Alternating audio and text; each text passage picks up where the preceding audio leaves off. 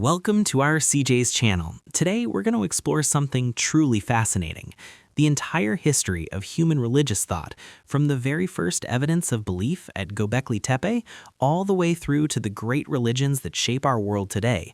This is a story that spans over 10,000 years, and it's a story that will take us from the hills of Anatolia to the deserts of Mesopotamia, from the pyramids of Egypt to the monasteries of Tibet. If you like this content, please share, subscribe, and like. Let me start by taking you back in time, way back to around 9,000 years before the Common Era. In the Urfa region of modern Turkey, something extraordinary happened. Across approximately 150 square kilometers, nearly 15 or 16 centers emerged that would change everything we thought we knew about early human civilization. These sites, Göbekli Tepe being the most famous among them, represent something completely unexpected, something that archaeologists are still trying to fully understand. Imagine this. We're talking about a period 6,000 years before the Egyptian pyramids were built. Egyptian civilization, with all its grandeur and mystery, is actually closer to our time than it is to Göbekli Tepe's time. Let that sink in for a moment. The architectural and mental framework of these sites is incredibly important because it tells us about a transformation that occurred in human consciousness at an extraordinarily early period. What kind of mental, climatic, or geological transformation occurred that caused this entire structural type and mentality to emerge in such an unexpected time frame? This question haunts archaeologists and historians of religion alike. From a historical and archaeological perspective, Göbekli Tepe requires us to move beyond the usual paradigms. Classical archaeological theories have been somewhat abandoned because such complexity at such an early date was completely unexpected. There are several key aspects here that make this discovery so profound. First, there's the chronological antiquity, the sheer age of these structures. Second, the mechanism of creating these stone structures required an incredible labor force, and this labor force tells us about the mentality of that period, which makes it very meaningful indeed. Now, people sometimes think this happened overnight, that at 9100 BCE, something just suddenly appeared. But that's a perception problem, a misunderstanding of how these things work. It's not like that at all. Behind what we see at Göbekli Tepe lies a process of several thousand years that we don't see in the archaeological record. These cultures in their earlier periods probably had much smaller structures, perhaps even wooden ones or simpler stones. The question that fascinates us is what transformation occurred to bring about this sudden flowering of architectural and spiritual expression? The mental transformation can be explained, at least partially, through climatic change that altered the entire brain structure of people in a neurological sense. We can add various hormonal factors to this equation as well. In those primitive ages, in those very early periods, human thought structure was what we call holistic, and perhaps, if we put it in quotation marks, somewhat schizophrenic.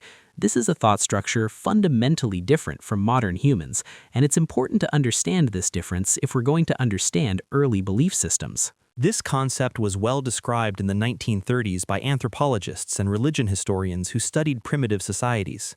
The neurological change in early humans was probably caused by sudden and severe climate changes, particularly the end of the Ice Age and the Younger Dryas period in between. The need to adapt to that dramatic environmental shift created changes in Paleolithic humans' neurology, leading to this early Neolithic structure and mentality.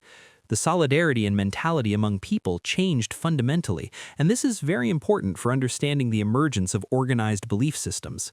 So, when we talk about the first forms of belief from a purely historical perspective, leaving aside the theological questions which remain in the realm of faith and the unknowable, the structure of these early periods is what we call animism. In the 19th century, anthropologists developed theories about what early forms of religion looked like, and animism emerged as one of the most important concepts for understanding primitive belief. The essence of animism is this: due to the thought structure of primitive humans living in nature, and that thought structure shows interesting parallels between early period mentality and certain modern psychological conditions. Some anthropologists characterize this as the brain's desire to return backwards to primitive ages.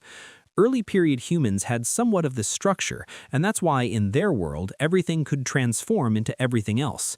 In their universe, everything was very fluid. It was a metamorphic world where everything could transform into everything else, where there was fluidity between objects, in a world filled with unknown emotions and forces.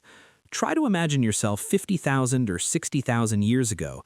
You can think, you have that capacity, but you can't solve the mysteries around you. You make interpretations, you create stories, but you can't truly solve the fundamental questions of existence. In such a world, you assume there's a principle of vitality behind everything. In a completely unknown world, a completely vulnerable human facing nature, mountains, hills, trees, lightning storms, feels very weak indeed. In a world where they feel so weak, they assume there's a force behind natural phenomena that creates them, an anima, a type of being or spirit.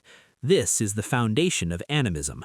Of course, animism as a concept was revised after the 1950s. It was even called animatism by some scholars, but the foundation of the theory remains the same. There's a force behind everything in nature. The concept involves giving vitality to every natural phenomenon. This force existing in everything also guides people, affects their lives. It can be very angry, bringing storms and disasters, or it can be joyful, bringing good harvests and health. And you have to please these forces somehow with rituals, offerings, and ceremonies. Now, around 12,000 to 13,000 years before the Common Era, something fascinating happens. A branch breaks off from animism and begins to form what we call Ancestor cult, even though animism continues to exist alongside it. Around 12,000 years ago, people still had beliefs. Animism was still there, definitely. There was never a period without belief. It must have been there, however primitive the forms it took. The essence of ancestor cult is this beautiful and haunting idea. Deceased ancestors haven't actually died. They all exist somewhere in a liminal region, an intermediate zone between this world and the place where the dead go. They constantly move around in this area, sometimes descending to this world, sometimes remaining in the other world, but always watching over this threshold between the worlds. This is a very early belief system, and the ancestor cult is actually a subcategory of animism, a specialized development of that earlier worldview. At that early time, there was no concept of God as we understand it today. That's why we call these ancestral spirits exalted beings rather than gods. But these are entities superior to humans. They can guide and govern humans, but they themselves can also be hurt or offended. We call these demonic beings, not yet the idea of God with a capital G, which is much more modern. The essence of the ancestor cult is these ancestors who have become daimons, exalted forces, and their ability to intervene in lives, affect the fortunes of the living, bring news from the beyond, take messages to the realm of the dead. And here's something remarkable. This still exists in many cultures today. It's still very widespread in Africa and other places around the world. In modern times, even in Islam, Judaism, and Christianity, even before we get to the formal religious ritual aspect, animism and ancestor cult still exist archetypically in our neurology, very deep in our subconscious minds. Anthropologists who study psychology tell us that in traumatic situations, people want to return to that old consciousness because somewhere deep inside, we feel that salvation will come when we reach that state, when we reconnect with those primal ways of understanding the world. So how can we connect Göbekli Tepe to ancestor cult? The answer lies in stones, and the concept of stone is very important. One of the most distinctive features of ancestor cult anthropologically is body modification, modifications made on the body, modifications that we see in Paleolithic, Neolithic, and Chalcolithic ages, and even recently in places like Indonesia and the Philippines. People subject to ancestor cult make certain modifications to the body, for example, cutting fingers. This can be done before death or after someone dies. In Anatolia, in places like Çayanu, in Diyarbakır, and even at Çatalhöyük, there is abundant evidence of this practice. The skull room at Çayanu, where about 400 skulls were found, is given as the most classical example, but there are literally thousands of examples throughout the ancient world, skulls separated from the body and placed elsewhere, treated with special reverence and ritual significance. All modifications made specifically to skulls, separating them from the body, or sometimes things like cutting earlobes, inserting nose rings, these practices connect directly to ancient belief systems. Even piercing, which seems so modern and fashionable today, is actually a continuation of that ancient tradition. It still exists in Africa, where we see ears being enlarged, lips being stretched, necks being lengthened. All of these practices are deeply related to both animism and ancestor cult. There's a very close relationship between ancestor cult and skull cult. Wherever there's ancestor cult, skulls are always separated from the body, because a connection was established between skulls and communicating with the dead in primitive ages. There are examples of this even in Judaism and Christianity. There are such stories in the Talmud and the Torah. In many cultures across the world and throughout history, this association continues to exist. At Göbekli Tepe, 3 skulls were broken and modified. They were hung somewhere. This is clear from the archaeological evidence. When you see operations performed on bones like this, you must assume there's animism there, but especially ancestor cult. The stones themselves tell another part of this story. The stone is important because archetypically in the human mind, from those hundreds of thousands of years of experience remaining in the subconscious, that image of permanence exists. Stones last forever, or so it seems to primitive humans. Plus, stones have this special feature. They're generally accepted as divine things falling from the sky. There's such a primitive understanding throughout ancient cultures. That's why the stone carries this image of permanence, never being worn down by time, and the assumption that it comes from another place, perhaps from the heavens to the world below. For that liminal threshold that ancestors must cross to come to the world of the living, stones were seen as the easiest place for them to settle, to rest, to manifest their presence. Because beings that never truly die, ancestors or other daimonic beings, needed something permanent in the physical world to represent them, and stones provided that permanence. This concept has been studied extensively in Western scholarship, somewhat less so in Turkish academic circles, but research does exist about beliefs related to stones among ancient Turks, explaining the rich relationship between stones in Turkish culture and death, ancestors, and the spirit world. Among Turks, ancestor cult is very important historically. Animism is also very important in old Turkish belief systems. This is certain, well documented in historical and anthropological sources.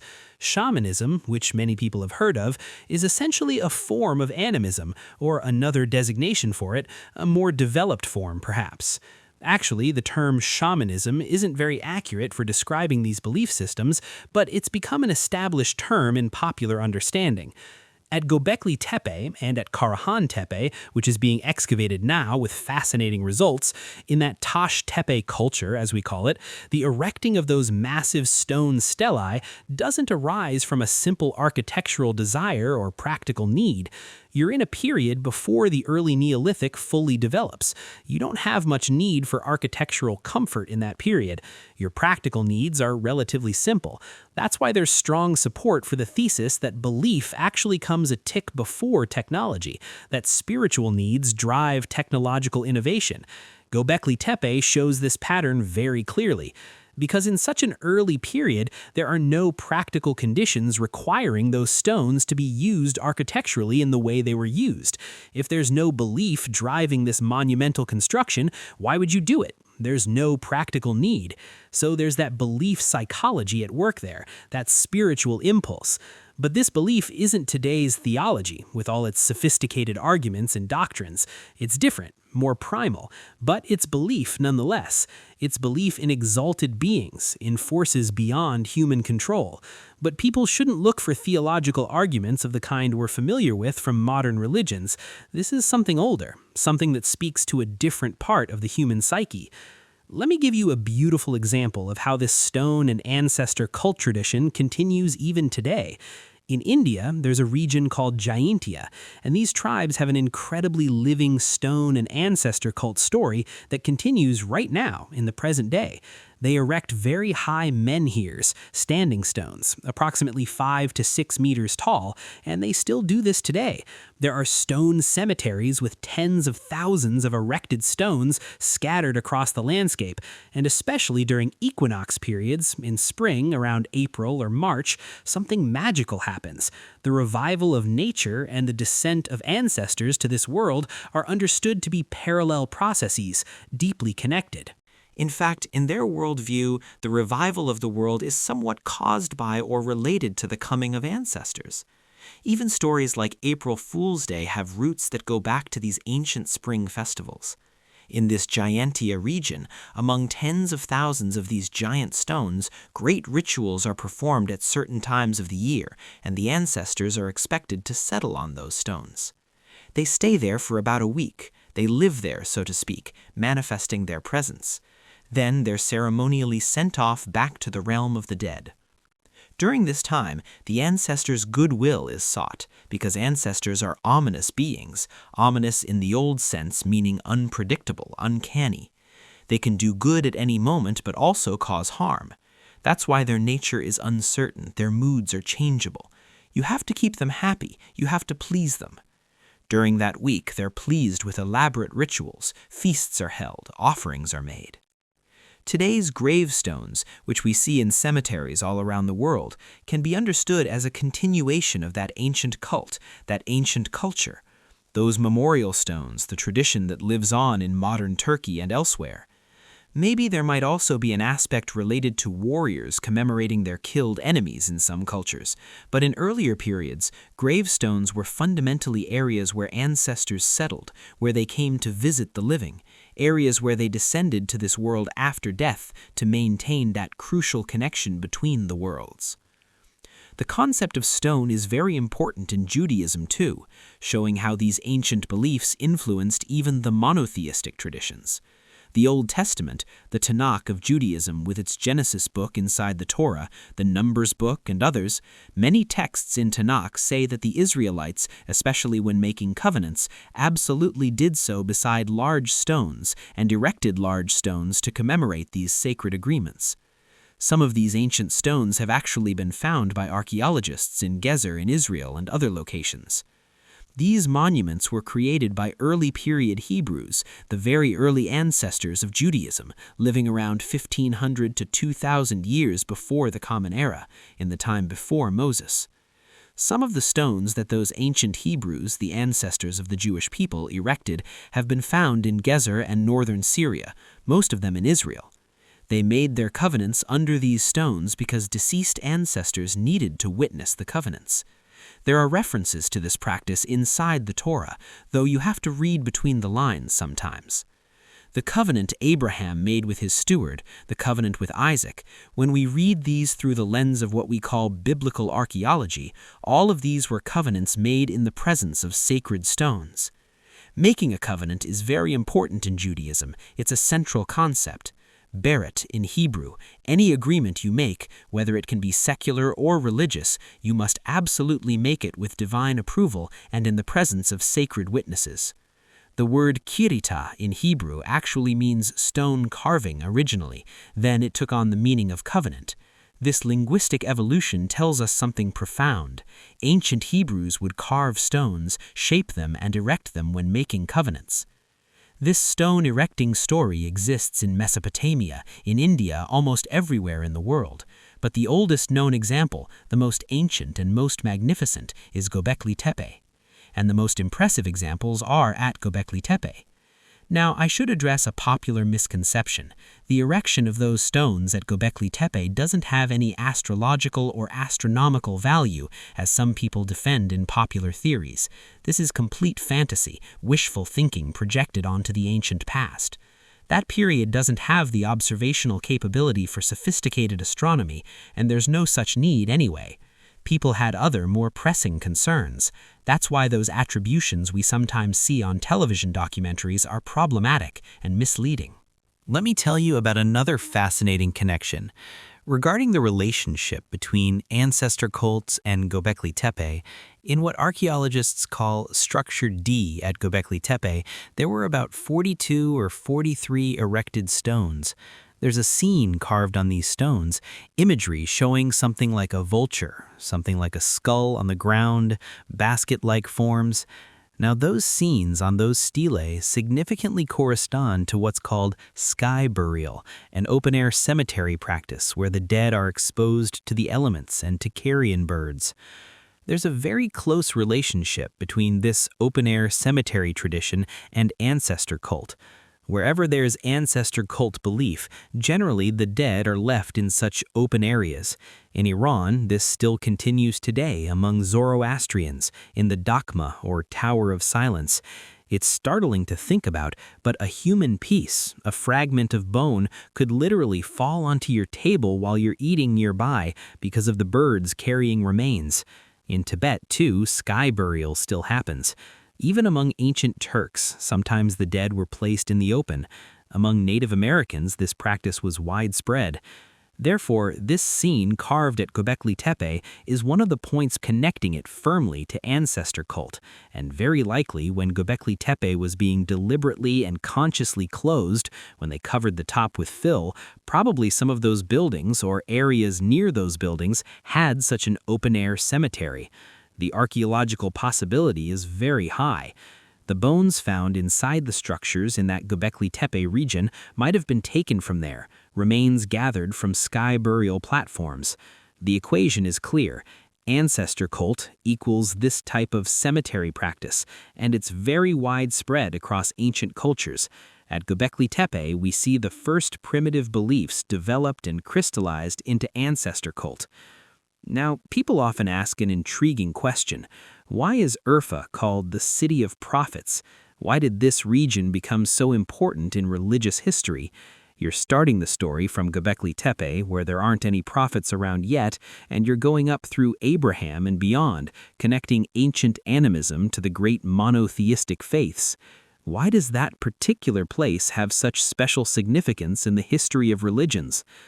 Looking from the outside, or thinking about it traditionally, all monotheistic religions, Judaism, Christianity, and Islam, seem to have taken root from those places, but we shouldn't neglect an important perspective.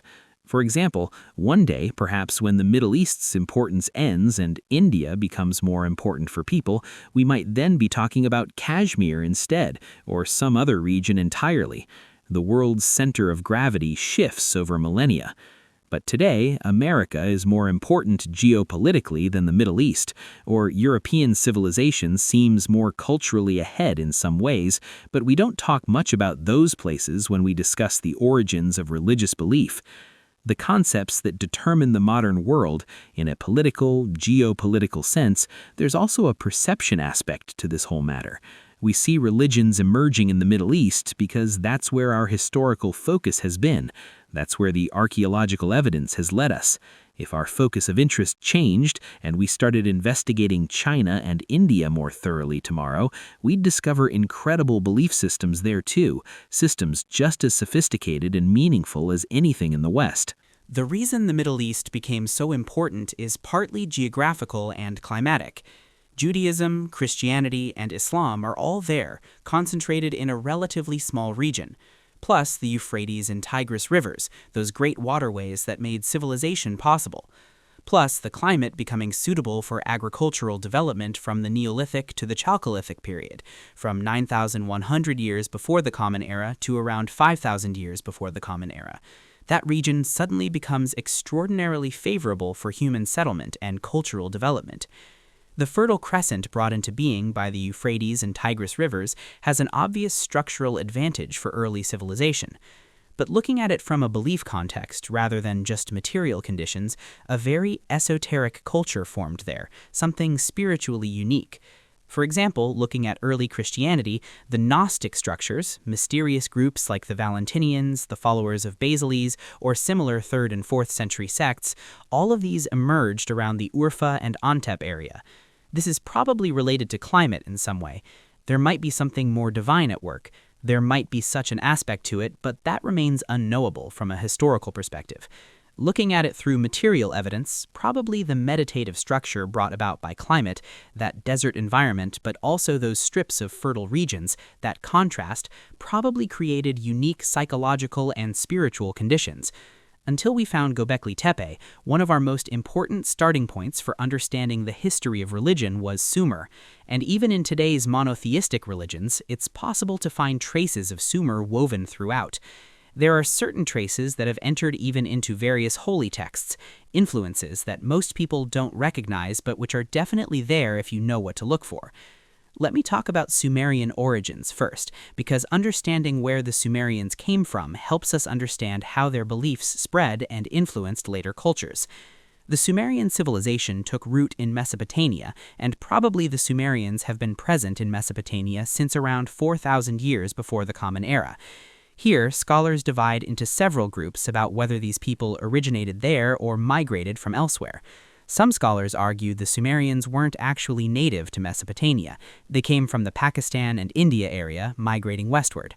This thinking has gained support from various lines of evidence. Another group of scholars says, no, they were already living around Mesopotamia, either in the north or south of the region. The prevailing view among many specialists is that the Sumerians came from the east, from Pakistan, from a bit north of India, from regions we now call Turkmenistan and Uzbekistan, that exact intersection of cultures and geographies, approaching from the northeast. That's why there are Proto-Turkic words in Sumerian. There are also Dravidian words from the region's native Mohenjo-Daro cultures and other Indus Valley civilizations. The thinking among many scholars is that the Sumerians are actually of Dravidian or Tamil origin, connected to the ancient peoples of India. For example, in India today, there's a tribe called Toda. The Toda tribe, today they actually live in the south of India, but they originally came down from the north, migrating over centuries. Very few Todas remain now, about 1,000 to 1,100 people, a tiny remnant of what was once, presumably, a larger population. They're a branch of Tamils, who are among the native peoples of India, but the Todas represent an authentic and ancient branch that preserved old ways. Now here's where it gets fascinating. Between this Toda culture and the ancient Sumerians, there are many striking similarities, and not just linguistic similarities, which can sometimes be coincidental. You can't establish cultural connection just through language. Finding one word in Sumerian that resembles something in Toda doesn't mean you can say they're definitely related. You have to look at syntax, the structure of language. You have to look at etymology, the deep roots of words. You have to examine archaeology, compare architecture, study clothing and music, investigate folklore and mythology. You have to look at many different strands of evidence. Looking from this comprehensive perspective, between Toda culture and ancient Sumerians, there are incredible documented relationships. Very good documentaries have been made about this. They're still being made, in fact. Toda language shows similarities to Sumerian. Toda architecture resembles Sumerian building styles. Their clothing, their music, strikingly similar across thousands of years and thousands of miles. The Todas are a sub-branch of Tamils, who form a very important part of India's native peoples.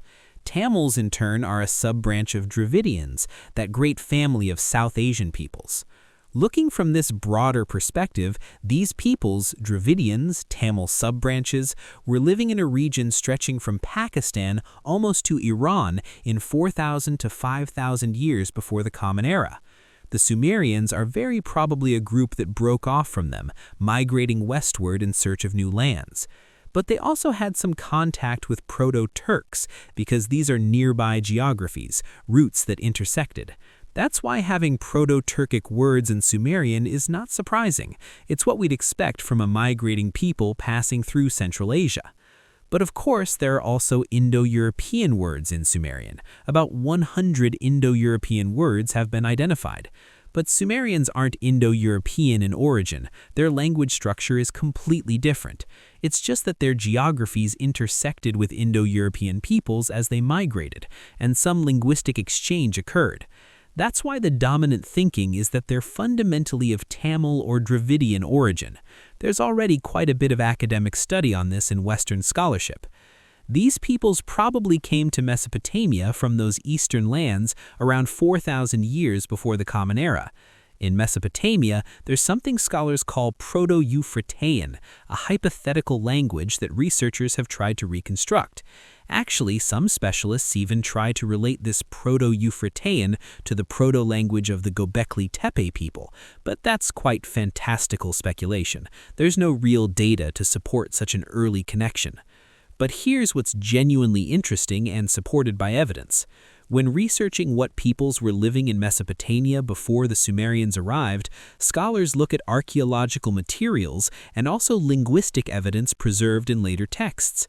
Researchers have found about 100 words mixed into Sumerian and Akkadian texts, words that don't belong to either language family. They call these Proto-Euphratean words. What's meant by Proto-Euphratean, who were the authentic native peoples of Mesopotamia before the Sumerians came, words like Euphrates itself, Tigris, these river names seem to remain from those pre-Sumerian peoples, the original inhabitants whose language was gradually forgotten. This thesis isn't accepted by all scholars, there's debate about it, but it might actually be correct. These words really seem to be remnants from the languages of peoples even older than Sumerians, peoples who were there first. Some grammatical structures in Sumerian might also reflect this substrate influence. The Sumerians called themselves Shalmat Kaka, and Shalmat Kaka means black heads, an interesting self-designation. Very likely the reason they called themselves Black Heads is because their neighbor Akkadians also called them that. And it makes sense because Dravidians typically have dark complexions. India's native peoples are generally quite dark-skinned. The name probably originates from that observed physical characteristic, from skin color. The relationships between Sumerian and Dravidian cultures. Architecturally, we see that ziggurats, those distinctive stepped temples, have earlier examples in a geography extending all the way to India. There are quite a few ziggurat-like structures in Pakistan, in Iran, especially in the Elam region, meaning in the geography stretching toward India. This geographical distribution is probably an indication that these people brought the architectural tradition with them as they migrated from those eastern homelands. Now let's talk about Sumerian beliefs, because this is where things get really interesting for understanding later religions. The beliefs of the Sumerians, first of all, they profoundly influenced the civilization immediately following them, which was the Akkadian civilization. Around 2,300 years before the Common Era, the Akkadians came to control the region. Akkadians are Semitic peoples. When we say Akkadians, we're talking about the ancestors of the pre-Islamic Arabian peoples, the authentic peoples of the Middle East, the Arabic peoples, the Hebrews who became the Israelites' ancestors, that broad Semitic family. Therefore, the Sumerians deeply affected the Akkadians who came after them. Concretely, what can we point to? We can actually demonstrate many specific influences, what Sumerian religious ideas passed through the Akkadians to reach even today's beliefs. Let me give you examples that will surprise you. For instance, one of these is flood narratives, the story of a great deluge that destroyed the world. This is actually both well known and not fully understood. Flood narratives in Mesopotamia, all of them going back to the Sumerians, but also adopted and modified by the Akkadians, and this is where the famous Epic of Gilgamesh enters our story. The main flood epics for Mesopotamia are these. First is Eridu Genesis. This is an ancient Sumerian text. Eridu Genesis is what we call it, Eridu being an ancient and sacred city in Mesopotamia. Genesis means birth, origin, beginning. The Eridu Genesis story contains a flood narrative. It appears there for the first time in recorded literature. The texts we have were written down around 2,000 years before the Common Era, plus or minus a few centuries, but the stories themselves certainly go back much earlier, passed down through oral tradition. Then there's the Atrahasis epic, another crucial text. The Atrahasis epic also has roots going back to the Sumerians, but was modified and elaborated by the Akkadians. It's actually the classical, most complete flood narrative from ancient Mesopotamia. And third is the famous Gilgamesh epic. But the flood narrative in the Gilgamesh epic is more what we call the standard version, dating to around 1,000 years before the Common Era. That flood narrative was essentially inserted into the Gilgamesh epic, added to an existing hero story. There are also king lists in Mesopotamia, called Nam-Lugal in Sumerian, meaning king lists, exactly what they sound like. Even the Akkadians made similar lists. These ask fundamental questions. How did the first human emerge? Who were our first kings? There's a division the Sumerians made that's absolutely crucial, antediluvian versus post-diluvian, meaning before and after the flood. The Akkadians also adopted this same division, this same way of organizing time and history. There are many Sumerian texts listing who were the kings before the flood. First comes Ailulim, and the name probably refers to a tribe, not a single individual, something like the Red Deer tribe or the people of the stag. The word, for example, still survives in Akkadian and Hebrew as Ayala, meaning deer, showing linguistic continuity across millennia. In these ancient texts, when it comes to Mesopotamian literature, there are abundant flood narratives, remarkably consistent in their broad outlines. Even the flood narrative in the Torah is based on what scholars call the J source and P source in the Torah's Genesis book. There are two slightly different types of narratives woven together. The P source is more similar to Atrahasis. The J source is more similar to Eridu Genesis or other Sumerian sources. But these are technical details for specialists.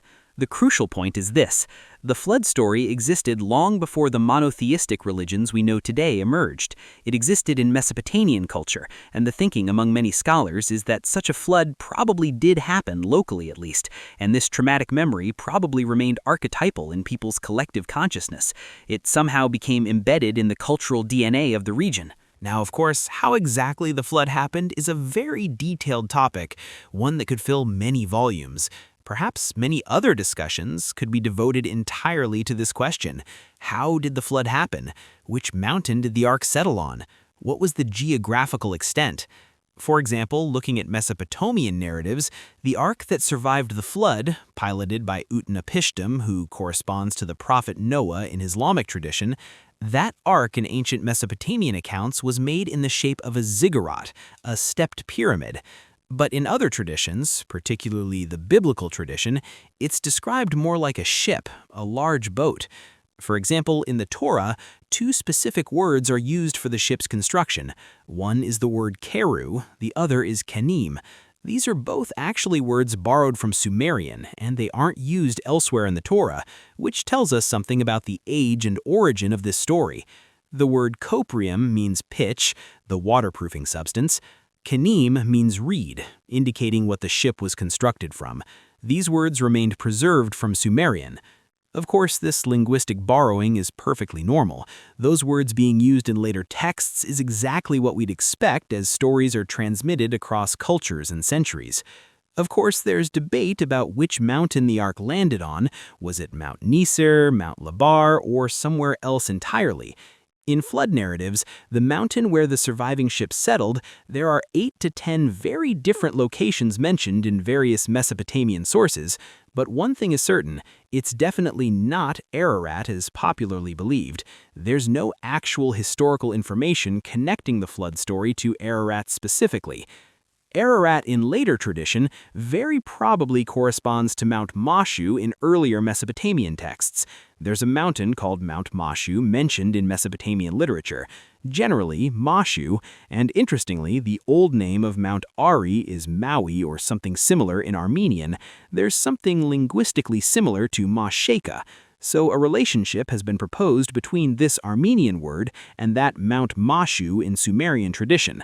The story about Mount Ari reflected in Armenian traditions actually goes back to these Sumerian roots, showing how myths transform and travel. In the Mesopotamian tradition, this Mount Mashu is also described as a cosmic axis, meaning it's a main pillar preventing the universe's dispersal, holding up the heavens. But some experts think this Mount Mashu is probably not Mount Ari at all, but rather a mountain in India that Gilgamesh himself was said to have sought, somewhere in the Himalayas or those vast mountain ranges.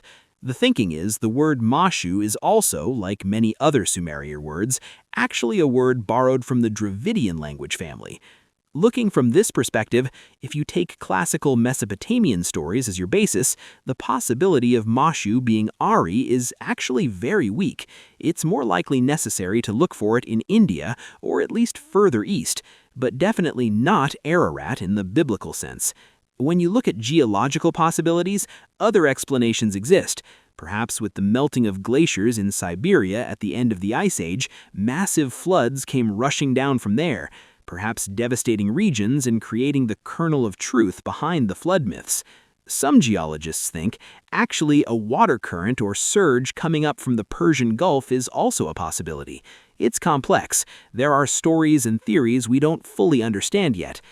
Let me mention one small but important thing here, very closely related to understanding these flood narratives. In modern literature and popular culture, there's a widespread belief flood narratives exist in Africa, among Native Americans, apparently everywhere around the world. This seems to suggest some global cataclysm. Now, these narratives do exist in those places, but they're what scholars call inculturation narratives, meaning this. Normally, these peoples, Africans below the Sahara, Native Americans in the Western Hemisphere, didn't originally have such flood narratives as part of their indigenous traditions, but from the 1600s or 1500s onward, when Christian missionaries started actively Christianizing peoples in those regions and started telling biblical stories, including the Noah's Ark narrative, indigenous peoples absorbed them into their own cultural frameworks. The missionaries' flood story became incorporated into local mythology. This flood narrative in its ancient form only exists in Mesopotamia as an indigenous tradition. The similar story among Greeks was also taken from Mesopotamian sources through cultural contact. The similar story in Hindu tradition in India was very likely also influenced by Mesopotamian accounts through the ancient connections between these civilizations. That's why the true center, the origin point of this narrative, is Mesopotamia. Everything else is derivative or influenced. Now let's turn to the Gilgamesh epic itself, because about 4,000 years have passed since it was first written down, and it's become fashionable again among young people, remarkably popular. Young readers today are discovering this ancient text and finding it speaks to them across the millennia. In the West, Gilgamesh was known earlier, rediscovered in the 19th century by archaeologists and scholars. For example, around the 3rd century before the Common Era, there was a historian named Berossus, a famous Mesopotamian chronicler. Actually, he grew up in Greek cultural circles, but he was of Mesopotamian origin. In his historical works, he mentions this story, the flood story, and similar narratives from ancient tradition. Gilgamesh's name even appears in the Dead Sea Scrolls, those precious manuscripts from around 150 to 100 years before the Common Era. There it appears in variant spellings, showing the story's reach. Perhaps, probably, in some Sahih Hadith sources in Islamic tradition too, such indirect references might have been made to Gilgamesh or similar legendary figures, though this would need careful investigation by Islamic scholars. But there's the mysterious Jassasa story in Hadith literature. It reminds one a bit of Gilgamesh narratives, of encounters with strange beings. Somehow, in the Middle Ages and in the ancient world, this story of Gilgamesh was known, circulated, though the original cuneiform tablets lay buried. But in the 19th century, in the early 1900s or the 1820s, British and Iraqi archaeologists made an incredible discovery. They excavated the Great Library of Ashurbanipal in ancient Nineveh. Ashurbanipal is a very interesting figure, Assyria's last great king.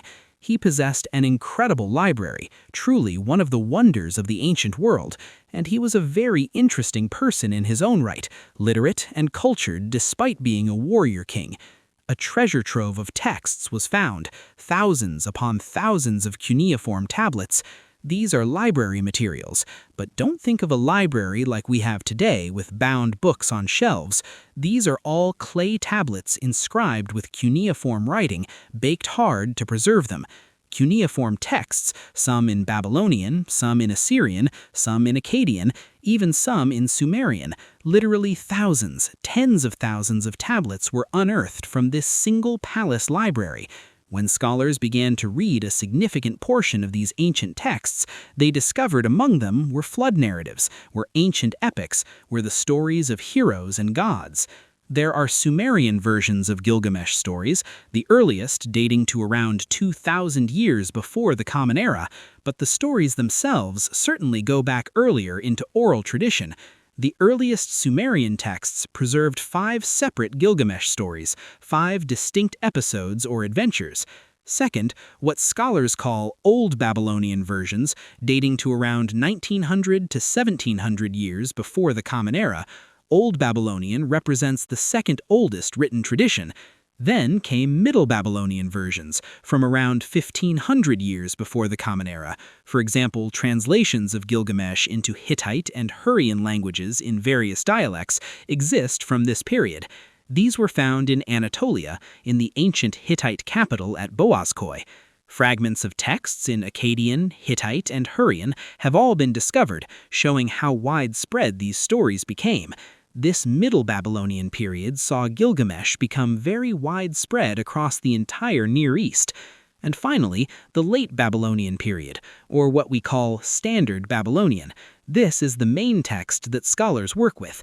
The version being translated and studied most intensively today is this Standard Babylonian, because before Standard Babylonian versions were discovered, the main coherent text found in Nineveh is actually this Standard Babylonian recension, and Standard Babylonian texts date from around 1,000 years before the Common Era, perhaps as late as 700 years before the Common Era, compiled in those centuries. The Standard Babylonian text is written on 12 tablets, each containing nearly 300 lines of poetry. The oldest complete collection we have is in this version. In other earlier texts, Gilgamesh's various stories and adventures are somewhat disconnected, separate episodes. In Old Babylonian, they're collected together but still somewhat episodic. In the classical Standard Babylonian sense, for example, translations people read in modern English or other languages are very probably based on the Standard Babylonian version, occasionally supplemented with Old Babylonian fragments. The most well-known version is the Standard Babylonian one anyway. That's why the Standard Babylonian version is considered the most important for understanding the epic as a unified work. It was found in Nineveh, and then in other places too, piece by piece, fragment by fragment, in Anatolia and throughout the ancient Near East. Actually, you could genuinely call this that ancient period's bestseller, the most popular and widely read literary work of its time. There are several reasons for the immense popularity of Gilgamesh, and they're quite fascinating. First, there's a powerful ideological aspect, starting from the Third Ur period, the last great Sumerian dynasty in the Middle East, flourishing around 2,000 to 2,200 years before the Common Era. All Sumerian kings from the Third Ur period onward always claimed to bring themselves from King Gilgamesh's lineage. They traced their legitimacy back to him. And the Akkadians who came after essentially continued this tradition of royal ideology, because Gilgamesh functions as the ultimate hero prototype, the ideal of kingship.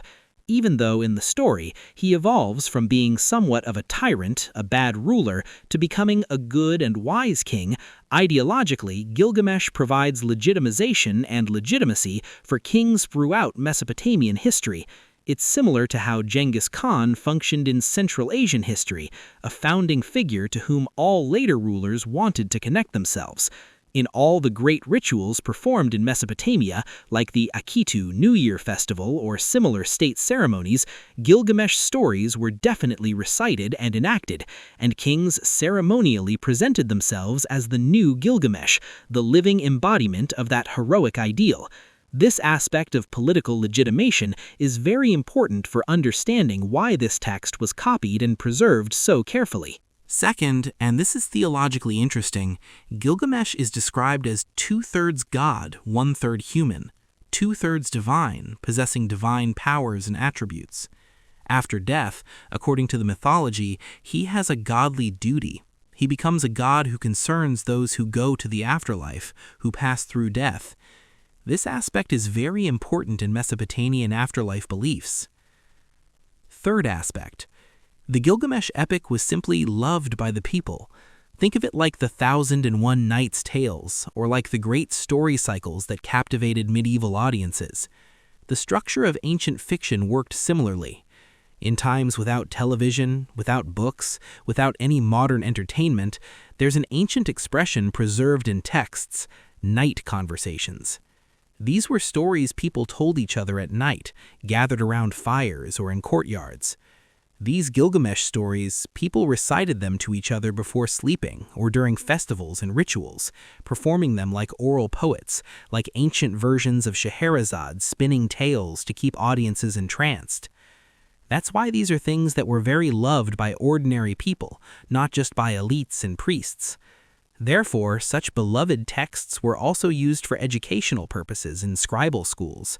For example, when teaching young scribes cuneiform writing, these Gilgamesh tablets would be used as the texts they copied as exercises, as models of good writing. Because of this dual function, entertainment and education, the epic achieved incredible popularity and was copied thousands of times. In more recent historical times, even modern leaders have identified themselves with Gilgamesh. The appeal of this ancient hero continues. Let me give you one more fascinating example of how this tradition lived on. In Mesopotamia, and also in Turkey particularly, around the Hakkari area, in Iraq especially, very widespread among Kurdish populations.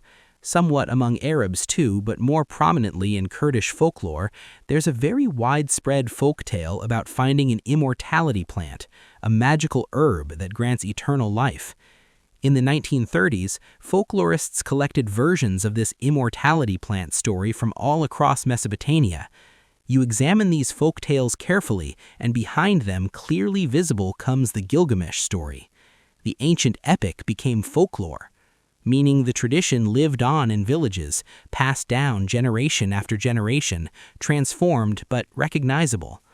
For example, in Turkey around Adana and similar regions, there are Lokman Hakim stories, Lokman the wise physician, about immortality, about seeking the secret of eternal life. Those folktales are also variants of Gilgamesh living on in Turkish culture, transformed into local legends. Among common people, it's known as Adam Otu, human plant, and various magical properties are attributed to it. The Gilgamesh epic definitely has a belief-based feature, a religious dimension, because it's used in rituals and sacred contexts. Plus, Gilgamesh himself is a demigod, a semi-divine being. At least in that context, it has a powerful belief-based feature woven throughout. But it hasn't turned into a religion itself, hasn't become the basis for a cult or church. But this much can be said with confidence. At least after a while, probably from the standard Babylonian period onward, these texts seem to have been used by an esoteric group, by initiated priests or scholars. Because the texts themselves say something interesting. They claim that only the Mudu understand this text correctly. Mudu, in Mesopotamian languages, in Akkadian, means the initiated, those who possess secret knowledge. It's as if, yes, okay, ordinary people listen to the Gilgamesh stories and enjoy them as entertainment, but as if the text's inner meaning is something different, something deeper, and not everyone can understand this hidden dimension. Because in Mesopotamia, this text has always been known by a special name, Nam Kuzu. Nam Kuzu means what? The deep secrets, the knowledge of esoteric mysteries, Nam Kuso or Piristu in Akkadian, Nam Kusu in Sumerian. As if an esoteric circle of initiates used this text among themselves in another way, symbolically, finding hidden meanings that ordinary listeners missed. They used it as a vehicle for secret wisdom. Now let's turn to Abraham, who becomes the founder of monotheistic religions in Central Asia and Mesopotamia. In all monotheist beliefs, Judaism, Christianity, Islam, Abraham is truly a prototype, a founding figure everyone reveres. Of course, his place in Judaism is particularly significant and somewhat different from his role in Christianity or Islam. His place in Judaism is this: Abraham is simultaneously the founder of the Israelites ethnically, the founder of the Israelites religiously, and the founder of the Israelites culturally. He's the patriarch in every sense. That's why the figure of Abraham serves as more of a complete prototype for Jews than for others. In Islam, it's important because of the religious tradition coming from him. Rather than the historical details, it's his theological aspect that matters most in Islamic understanding. But looking historically, in the 19th century, scholars tried to place figures like Abraham on more solid historical ground using methodical approaches in religion history called biblical archaeology or biblical criticism. That's why in Jewish scholarship and tradition, the historical aspect is very important. Where exactly was he born? Where did he actually live? What route did he travel? These become questions of national and religious identity. That's why biblical criticism and biblical archaeology were born primarily in Jewish scholarly circles in the late 19th century, emerging from European universities. And this branch of scholarship also has a bit of a positivist approach, a scientific vein, because it's based on archaeology and material evidence more than on religious tradition alone. These biblical archaeologists, when you look from their perspective at the external evidence, the date generally assigned for when Abraham lived is around 1700 to 1600 before the Common Era. This time period is taken as Abraham's likely lifetime, and in this period biblical archaeologists relate his story to what they call Amorite migrations, great movements of Semitic peoples across the Near East. That's why actually biblical archaeologists have developed a certain logic for proposing that the geography where Abraham emerged wasn't in southern Mesopotamia as tradition suggests, but somewhere toward northern Syria instead. Because the Amorites, the Semitic nomadic tribes of the Syrian desert and northern Mesopotamia, truly did sweep through all of Mesopotamia like an unstoppable wave during this period, displacing populations, and many small tribes scattered, including the people we eventually call Jews or Israelites. This small tribe of Hebrews, called the Apiru or Habiru in ancient texts, probably there's a historical narrative related to their scattering and fleeing before the Amorite expansion. Behind the traditional narrative, there's this historical undercurrent. They seem to have followed a certain route, northern Syria, from there south through Lebanon into Palestine, eventually some groups even reaching Egypt. Such a migration path, it might be very closely related to those Amorite-driven migrations of the Middle Bronze Age. So why not Ur, that famous third Ur city of southern Mesopotamia that tradition associates with Abraham? There's quite a lot to unpack here. For example, in the Torah, the Hebrew phrase is Ur of the Chaldeans, Ur Kasdim, what the text identifies with Babylon or Chaldea.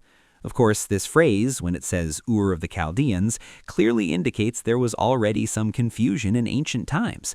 Later editors were trying to clarify, this place called Chaldean is near Sumer. Remember that region. Whereas the ethnic term Chaldean, used in this way, is actually a very late designation. It doesn't appear until the 2nd or 3rd century of the Common Era. In earlier manuscript traditions, in the Masoretic text or in the Dead Sea Scrolls, there's no such Chaldean suffix attached. The earliest texts simply say Ur. But where is Ur? It's vague, ambiguous. There were multiple cities with that name. Therefore, biblical archaeologists propose somewhat unusual interpretations, different from traditional religious understandings. Regarding that famous cave in Urfa, the cave where, according to local tradition, Abraham was born, people sometimes ask why Jews don't come in pilgrimage to visit if it's supposedly such a valuable holy site. The answer is complex. The narratives in Islamic tradition, in Quranic exegesis and tafsir literature, those localizations placing Abraham's birth or journey in various locations seem to have their own internal logic, as if the traditions really did flow to areas around Mecca. Abraham's children or descendants, these might also refer to tribes rather than individuals, concepts encoded as persons.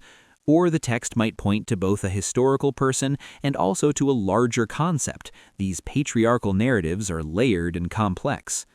But the sense from Islamic sources is that the tradition really did flow to those Arabian areas, really to around Mecca and Medina. Maybe even the Sinai Mountain, where Moses is assumed to have gone after leading the Israelites from Egypt. Today, according to Christians and according to long tradition, it's identified with specific peaks in the Sinai Peninsula. Whereas, for example, in Arabian geography too, mountains are identified. Moses actually came here, according to some strands of Islamic tradition. There's Mount Badr and other sacred peaks. Maybe such alternative identifications are even possible. Maybe some events did take place in Arabian settings. Mecca itself, the cave of Hira where Revelation began, the tradition somehow lived and developed there over centuries. And Medina, of course, Medina is a particularly interesting place in religious history, because Assyrian and Babylonian kings, according to some sources, sometimes traveled to areas in Arabia, to the general region of Medina and beyond. There's an esoteric aspect to this, a mystical draw. The Medina area and the broader Hijaz, they attracted seekers, pilgrims, those searching for spiritual knowledge. It functioned like an esoteric knowledge center even in pre-Islamic times. But in the narratives, in Islamic historical narratives, these connections can have real historical substance. These traditions aren't completely fabricated from nothing. There's actual historical connection, trade routes, cultural exchange, movement of peoples and ideas. Now let's consider Egypt and its relationship to monotheism, because Egypt is almost contemporaneous with Sumer in developing civilization. In Egypt, too, there's a sophisticated type of religion, but sometimes approaching monotheism, sometimes closer to the ancestor religion mentioned earlier, sometimes elaborately polytheistic. Egyptian beliefs went through many phases. Even what some consider the first genuine monotheistic experiment happens in Egypt, dramatically and unexpectedly. Finding a completely clear and direct trace of Egyptian influence on later monotheistic religions is actually very difficult. The connections are subtle and debated.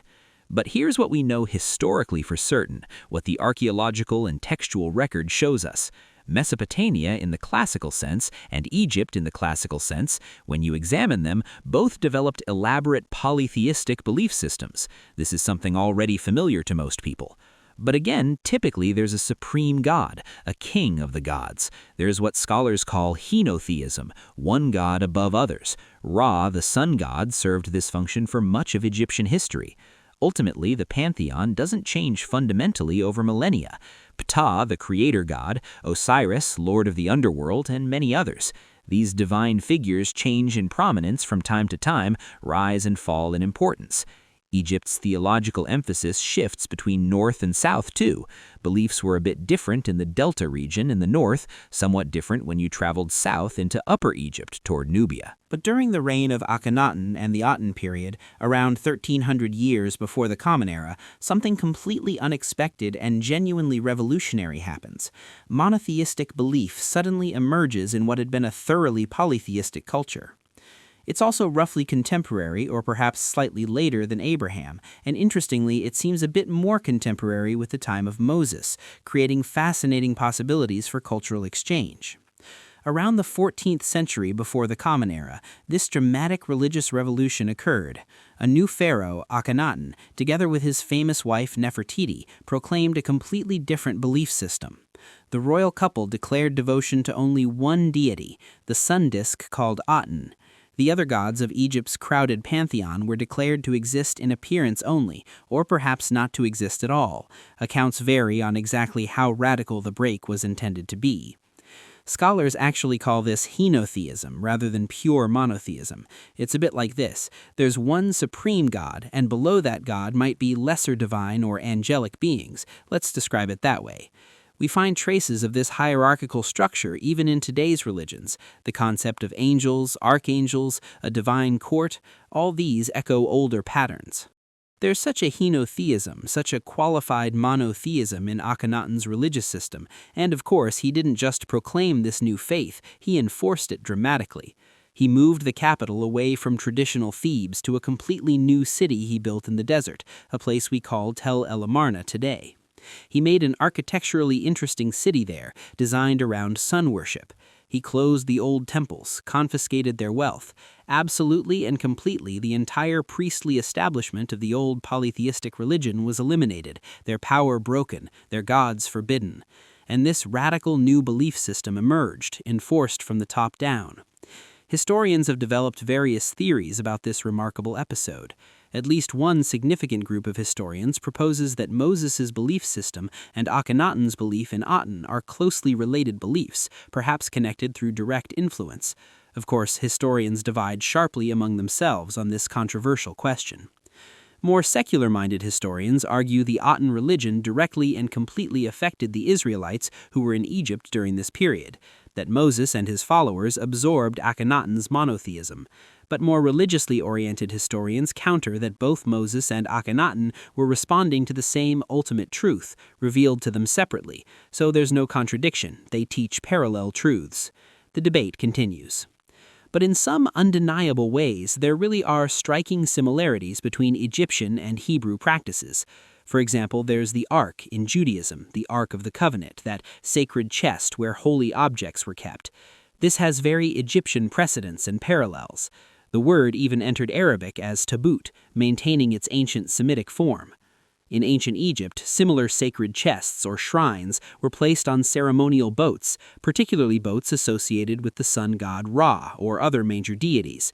For example, elaborate similarities like this exist throughout, and they're quite interesting when you examine them closely. Such a direct relationship of influence might exist, or alternatively it might be completely parallelism, similar ideas emerging independently in response to similar needs. The evidence can be read different ways. But for Egypt's own religious history, the Akhenaten religious revolution is extremely interesting and important, a unique moment. There are even reports suggesting that groups with beliefs connected to Atenism existed in Libya and Egypt until around 800 years into the Common Era.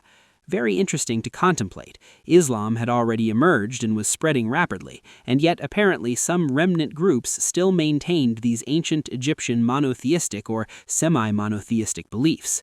How long the echoes of old beliefs can persist in isolated communities. Until well into the Middle Ages, in independent Bedouin tribes living scattered in deserts and remote oases, old beliefs continued in modified forms. Beliefs don't disappear very easily or quickly. Some beliefs continue for millennia, changing form, adapting, going underground, but never entirely vanishing. Now let's examine the development of Judaism itself more carefully by looking at Jewish history and key figures. The deepest ancestral roots of the Jewish people are Semitic. They belong to that great family of Semitic peoples. Then, around 2,000 years before the Common Era, the western branches of these Semitic peoples start to differentiate into distinct groups. Some become Canaanites, establishing city-states like Ugarit along the Mediterranean coast. Some become what we call Hebrew or Ebrew. They're called Habiru in Hittite cuneiform texts from Anatolia, called Apiru in Egyptian records. These Apiru, or Ebrew, meaning the Hebrews, are the direct ancestors of the people who eventually became the Israelites. This identification is strongly supported by linguistic and historical evidence.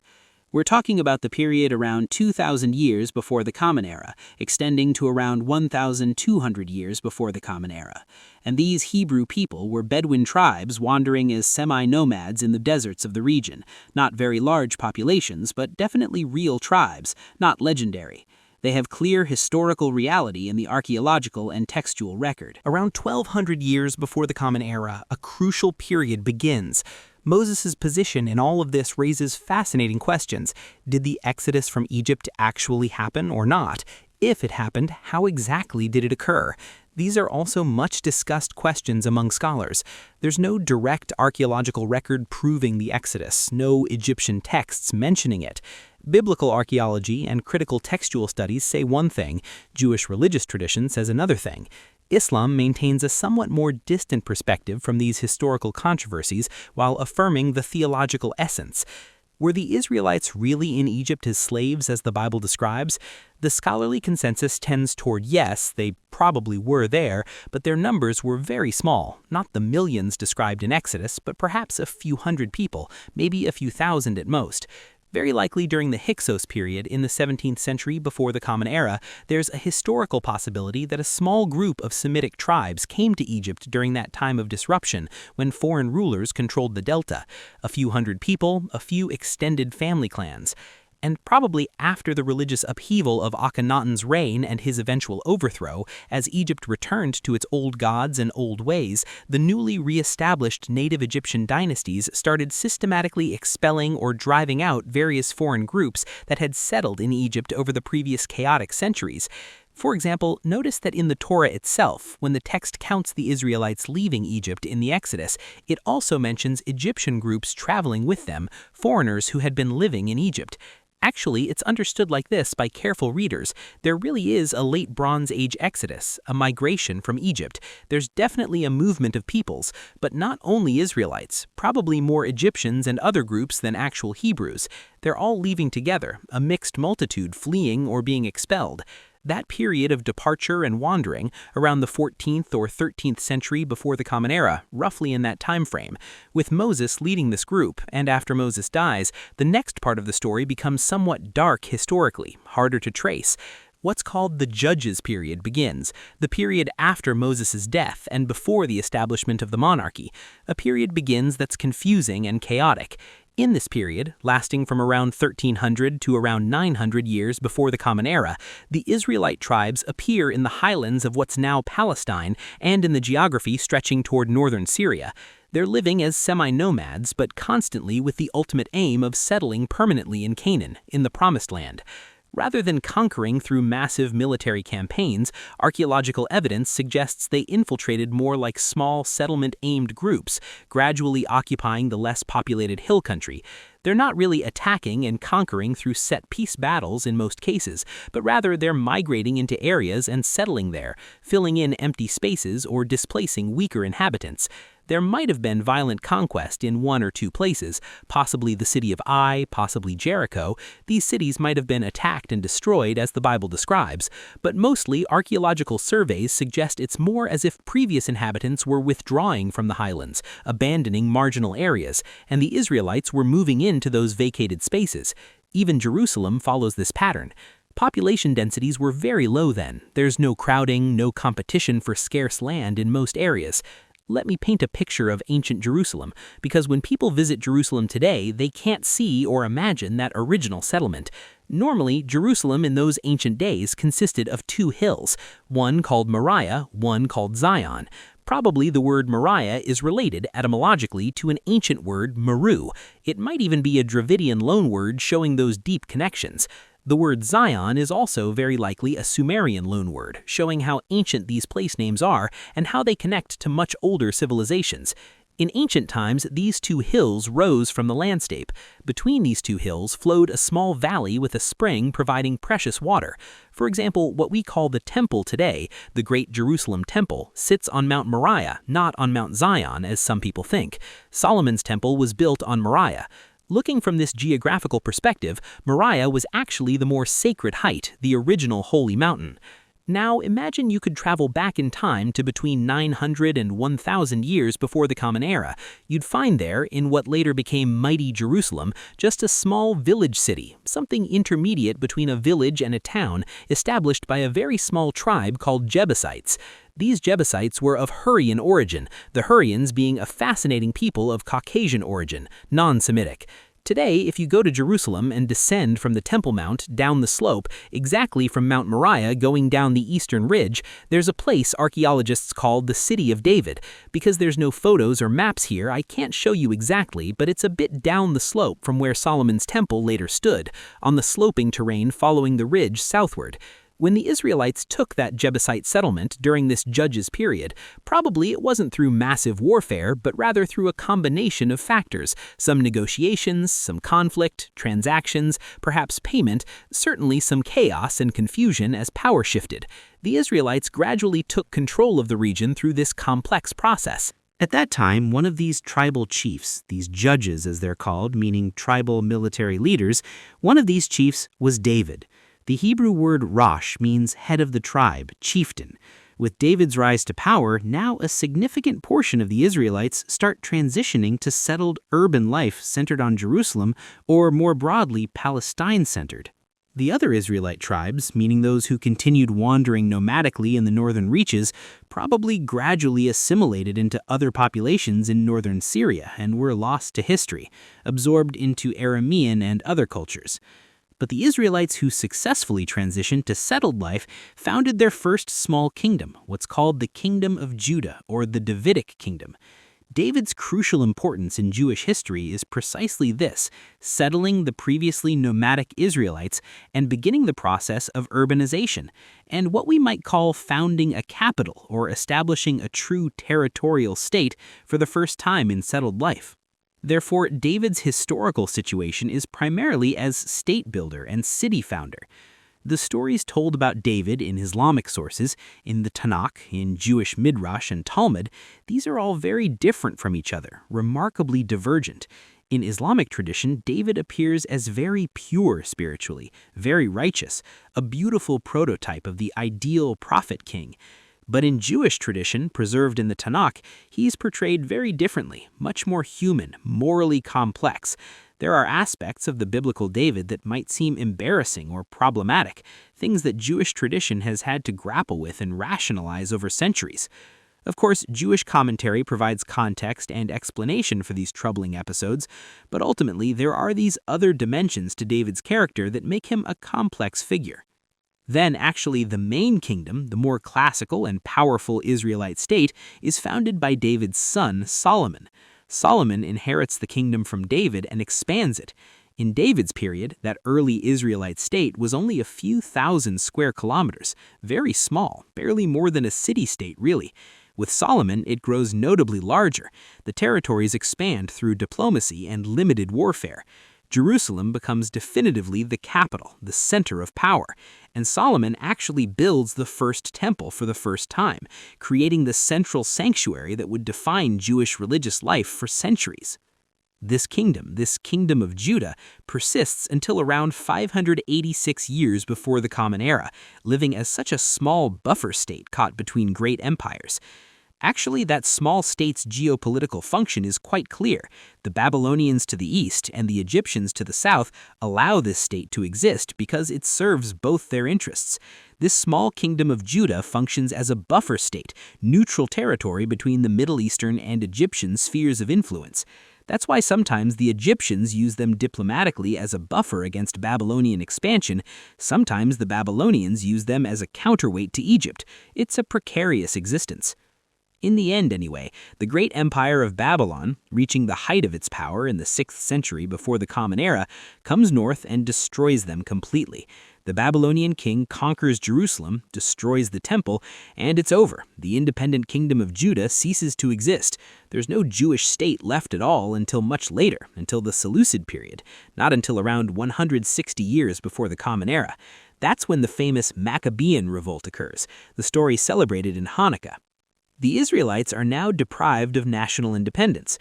Whoever has been dominant in the Middle East, whoever controls Mesopotamia or the Levant, the Jewish people enter their dominance as subjects. First Babylon, then Persia after Cyrus conquers Babylon, then the Greeks under Alexander the Great. But in 167 years before the Common Era, during the period when Alexander's successors, the Macedonian Seleucid dynasty, control the region, a Jewish revolt erupts. With this uprising, they managed to establish an independent state, the famous Hasmonean kingdom. It has a very small geography, limited to Judea and some surrounding areas, nothing like the empire David or Solomon supposedly ruled. But this Hasmonean period is crucial because actually ancient Judaism, medieval Judaism, and in many ways modern Judaism all emerge there during this period of renewed independence. For example, today's Jewish concept of messianism, that idea of a future deliverer, a Messiah who will come to restore Israel, that entire theological framework is completely a product of the Hasmonean period and onwards. Before the Hasmoneans, there's no such clear concept in earlier texts. Nothing like it exists in pre-exilic Judaism. When the Hasmonean kingdom is finally destroyed around 6 or 7 years before the Common Era by the Roman general Pompey, who brings Judea under Roman control, after that conquest, the first diaspora of Jews truly begins, what we call the smaller or first diaspora. After Pompey's conquest, that entire region becomes Roman territory, absorbed into Rome's eastern provinces, and Jews in the region still continue living there somehow under Roman rule, maintaining their identity and religion. This is the period when Christianity starts to emerge as a Jewish sect, when Jesus lives and teaches. And in 70 years of the Common Era, when yet another Jewish revolt against Roman rule erupts, the Great Revolt described by Josephus, Rome responds with overwhelming force. The general Titus, later emperor, leads Roman legions that completely eliminate Jewish resistance.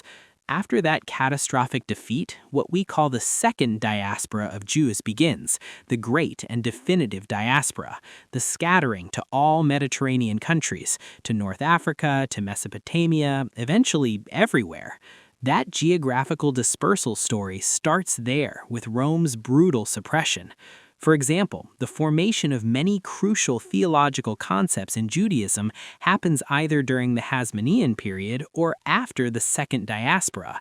Christianity is also actually originally a Hasmonean period sect, one of many competing Jewish movements in that fervent era. The second diaspora is important because of this. It's truly the great sociological break of Judaism as a people and as a religion. Because until the second diaspora, the basic place Jews went for worship, for fulfilling their religious obligations, was the temple in Jerusalem. The temple was the center of everything. The Israelite state at that time was geographically tiny. From one village to another was very close, maybe a day's walk. So every year in the spring pilgrimage or in the fall pilgrimage, whenever the festivals occurred, ordinary Jews would journey to Jerusalem, perform their required rituals and sacrifices at the temple, then return home. Religious life centered on the temple. But after 70 CE, there's no temple anymore. The Romans utterly destroyed it, tore it down stone by stone, just as Jesus had prophesied. So what will Jews do now? How can Judaism survive without its central sanctuary? This crisis forces a radical reinvention. There, the rabbis develop and elaborate a concept that had been emerging, the idea of what we might call the walking temple. This revolutionary concept belongs to the Talmudic sages. The walking temple becomes identified with the Torah itself, meaning the holy book, the scriptures, become the portable sanctuary. Meaning the religious legitimacy and centrality of the Tanakh, the Hebrew Bible, actually crystallizes and becomes absolute after the second diaspora, when there's no physical temple. Many rituals that we think of as ancient and eternal Judaism actually developed after the second diaspora. For instance, today Jews pray 3 times daily. The synagogue becomes central as a replacement for the temple, and similar practices all emerge or become standardized after 70 CE, because people scattered across the diaspora, living in hundreds of different cities and towns, need to find for themselves a new communal identity, sociologically and religiously. They need portable Judaism, Judaism that can exist anywhere. That's why the Hasmonean period is important for planting seeds, and the second diaspora absolutely must be understood to make sense of Jewish sociology, Jewish religious practice, and Jewish history. Now, let's address the promised land concept, which is so crucial and so contested. Where does this idea come from? Where does the promised land between Euphrates and Tigris come from in Jewish tradition and belief? How did this geographical claim arise? Actually, when you open the Torah today, in all 5 books that comprise the Torah, the entire text from Genesis through Deuteronomy, in various passages scattered throughout and in different narrative contexts, there are repeated references to a covenant God made with Abraham. This happens at wherever that actually was geographically. In that covenant, that berit, as it's called in Hebrew, what English Bibles translate as covenant, in that solemn covenant, God says this to Abraham, according to the text: "If you remain loyal to me, if you worship only me and follow my commands, I promise you these specific things." The Promised Land story, what's called Eretz Mevuat in Hebrew, your descendants will be very rich, your seed will be abundant, meaning you'll have countless descendants, you'll live in abundance and prosperity. Second divine promise, I will give you a specific land, a territory. That promised land will be yours and your descendants forever. And third promise, you and your descendants will be chosen, selected for a special purpose, the chosen people, Bahir in Hebrew, the chosen nation with a divine mission. But here's what textual criticism and historical scholarship reveals. These covenant texts within the original Torah, the promises to Abraham, are very probably texts that were inserted later, added by editors working centuries after the supposed events, very probably during the first diaspora, during the Babylonian exile, that catastrophe of 586 before the Common Era, when Jerusalem was destroyed and the elite were deported to Babylon. During that scattering trauma, at that time, when Jews fell into a profound identity crisis, an existential crisis about who they were and whether they had any future, their chosenness stories and that promised land narrative, they desperately needed something to cling to, some promise that their suffering had meaning. They're psychologically and religiously forced to create or emphasize or elaborate such a story, so they don't scatter completely and lose their identity, so they can continue to exist as a people. The story is carefully inserted into the ancient texts during the Babylonian exile or shortly after. We will return to this land, we will come back. These territories are ours by divine promise, and we will reclaim them someday. It's a story of hope and identity preservation in the darkest time. Now, this geography we're discussing, yes, it's now part of what we call broadly Islamic geography, ultimately our modern lands, the lands where Islamic civilization has flourished.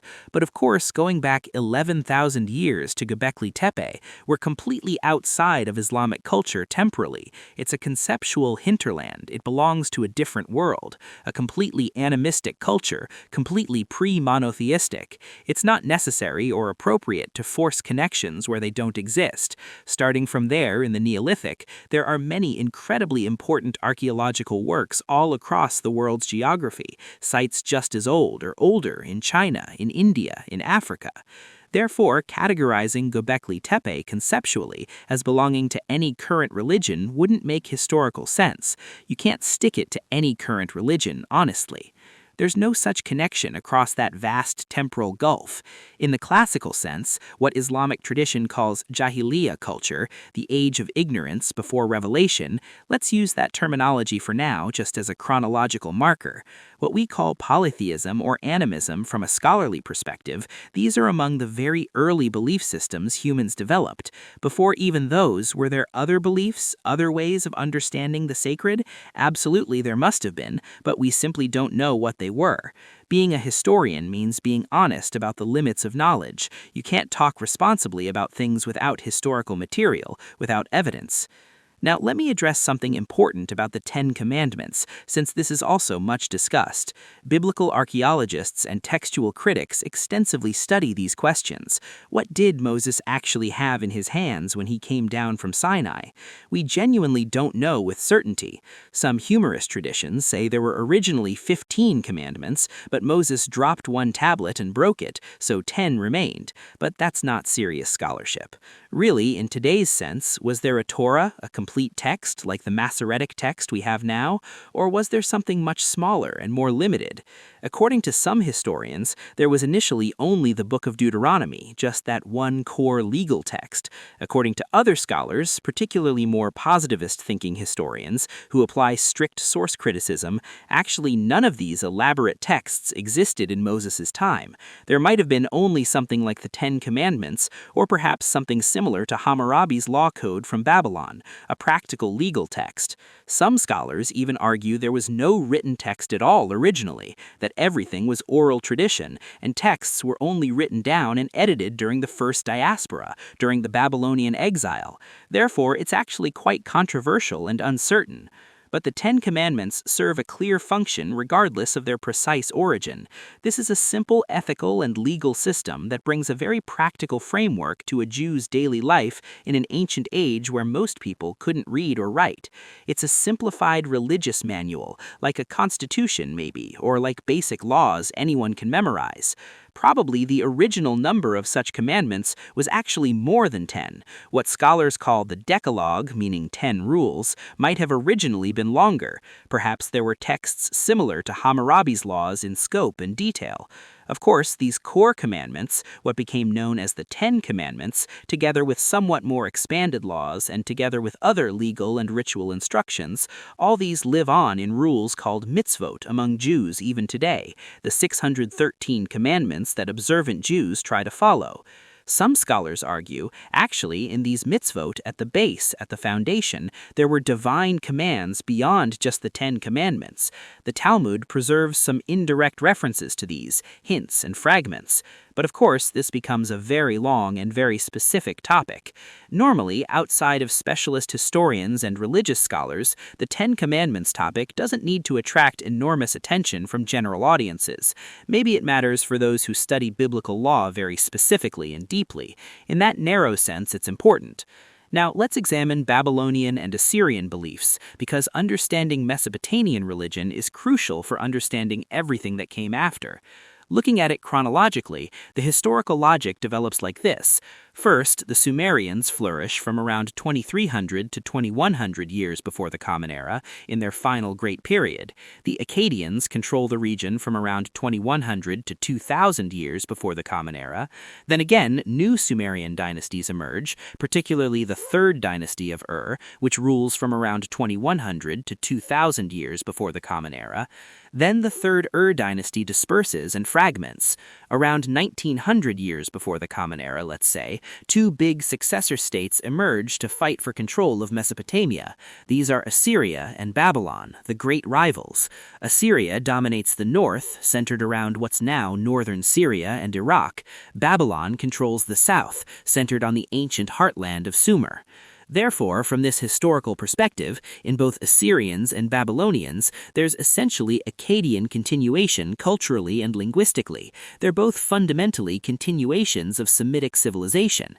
Therefore, their core beliefs are essentially the same, variations on shared themes. That's why when we talk about Babylonian beliefs, it essentially means Assyrian beliefs too. They're extremely close, almost identical in structure.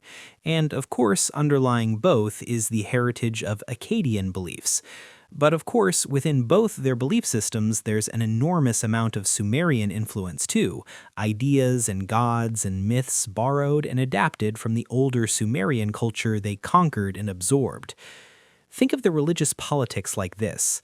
For example, when the Babylonians grew powerful or when they conquered and took over a certain geography, naturally they promoted their own Babylonian patron deity.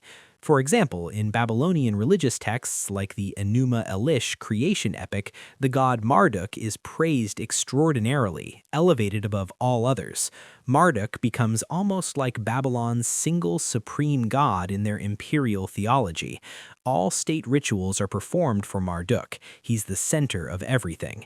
But the Enuma Elish itself, meaning the creation epic, Mesopotamians' most famous cosmogonic text, this epic actually goes back to Sumerian prototypes. It's not original to Babylon. When you come to Assyria and examine their versions, actually the story remains very close, almost identical in plot and structure. But there's one crucial change. In Assyrian versions, the supreme god praised isn't Marduk, but rather Ashur, the patron deity of Assyria. They simply substituted their own god into the Sumerian-Babylonian framework. The story and its theological implications remain very close. That's why these two belief systems, Assyrian and Babylonian, are really very close to each other despite political rivalry. Explaining them means explaining Mesopotamian beliefs as a whole. The system is polytheistic, elaborate, and complex. For example, a basic classification can be made very simply to give you the structure. First of all, there are many gods, a huge pantheon. Sometimes there are monotheistic tendencies hovering above these gods, hints of a supreme being, but generally the system is clearly polytheistic. Which of these many gods are most important? Shamash, the sun god, appears in Assyria, in Babylon, in Akkad. He's universal across Mesopotamian culture. Then there are deities related to the moon, Sin, also called Utu. The sun and moon are the most important celestial deities. Shamash is the sun god. For example, the moon is very important among all Semitic peoples, not just in Mesopotamia. They actually thought of the moon as embodying two distinct divine aspects, almost like two separate gods. When the moon appears as a crescent, they considered it masculine, a male deity. When it becomes full moon, completely round, they considered it feminine, a female deity. The moon's changing form meant changing gender and character. All major covenants and oaths, for example, are sworn under the moon's light, calling the moon to witness. Then there are the underground waters, the cosmic ocean called Abzu. This is crucial in their cosmology. Let me walk you through an example of how they conceived the universe, because understanding Mesopotamian cosmology helps us understand their religious worldview. Think like this. You have to envision their cosmogony, their model of how the universe is structured. First of all, Sumerians and later Mesopotamians perceived the universe like this. Imagine a round realm like a giant pot with a closed lid over the top. It's a bounded universe with definite edges. Under this earth, there's also something like a mound or foundation rising upward from below. There's a solid world under the earth supporting everything. Above the earth, there's a three-layered structure, three distinct levels of heaven, meaning a three-layered sky, three celestial realms stacked on top of each other. For example, the topmost heaven is called Sagio Mut. Actually, it's made of lapis lazuli, that beautiful blue stone.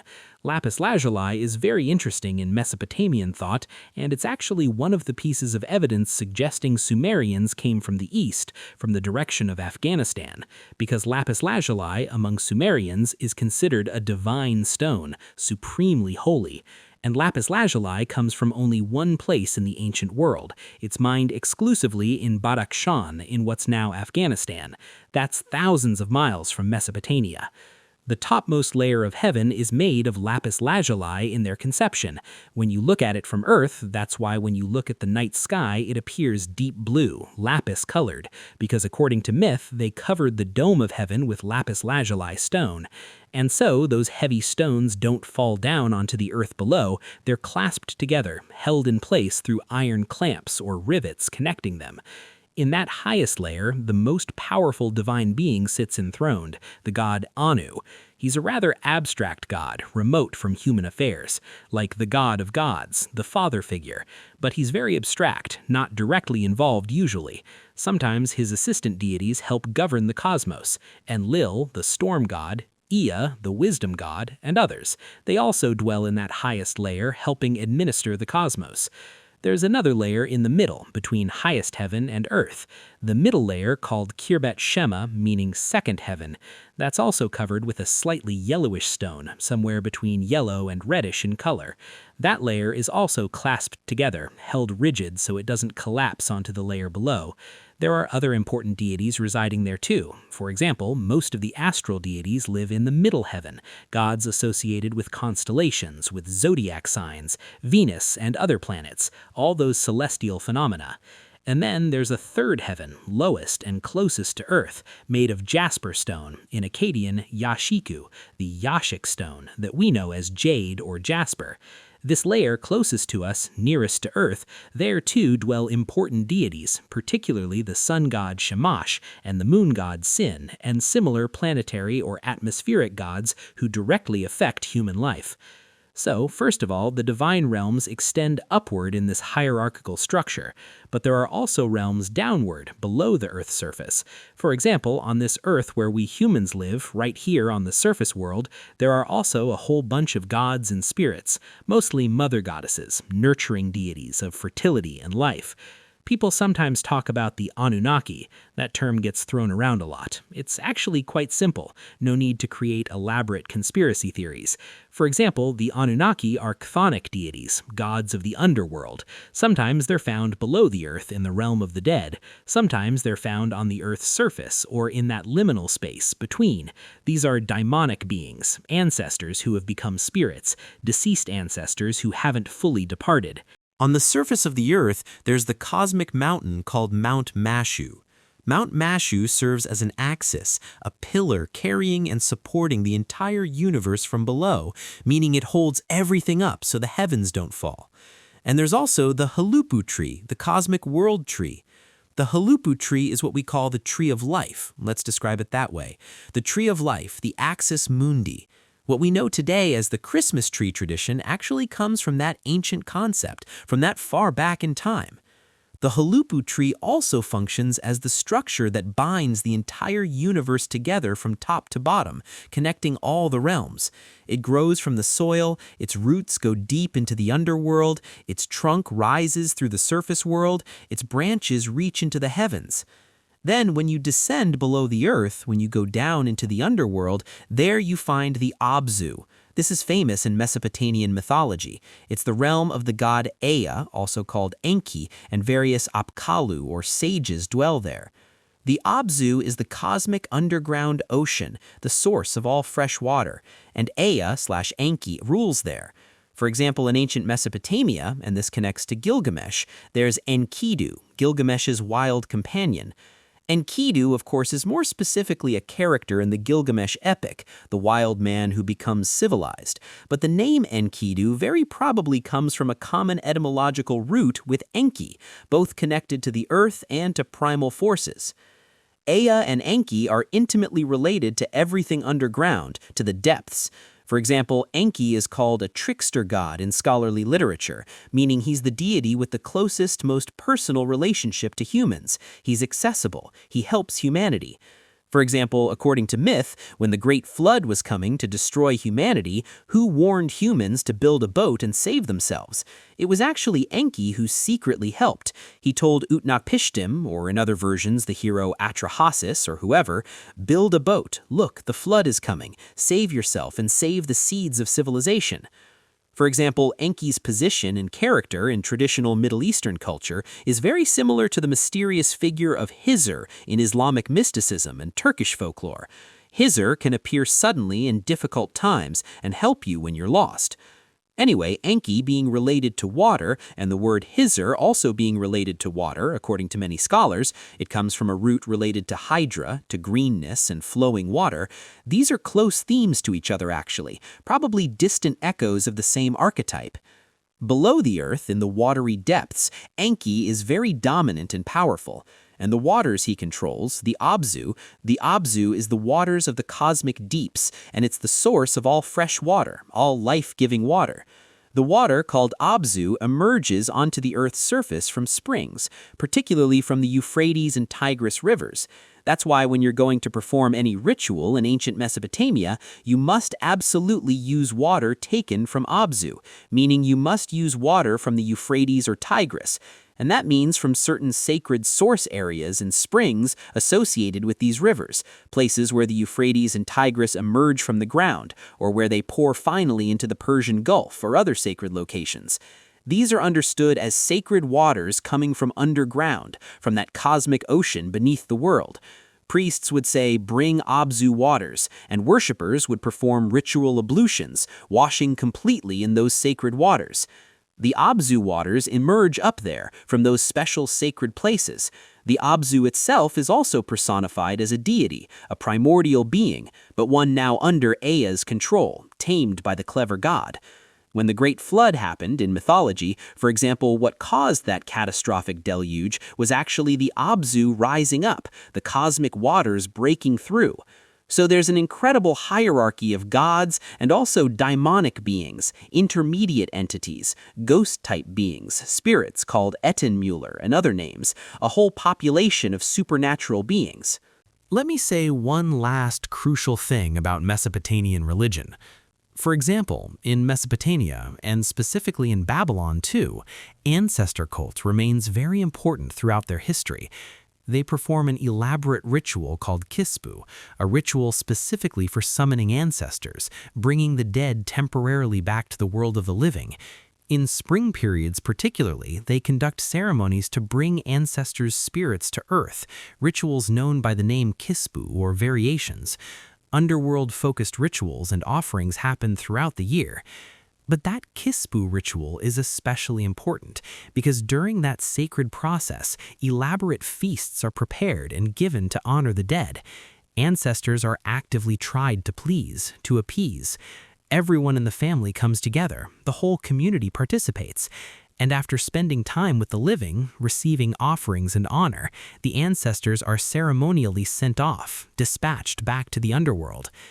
Their favor is sought, their hearts are won through gifts and prayers, and they're begged not to cause evil or misfortune for the family. And here's a crucial social requirement. You absolutely must have a male child to perform these rites. If you don't have a biological male child, you must legally adopt one. This is not optional. Girls or women cannot perform the job, cannot conduct these rituals for the ancestors according to ancient law and custom. It's exactly like in the Abraham story, having Eliezer as an adopted son.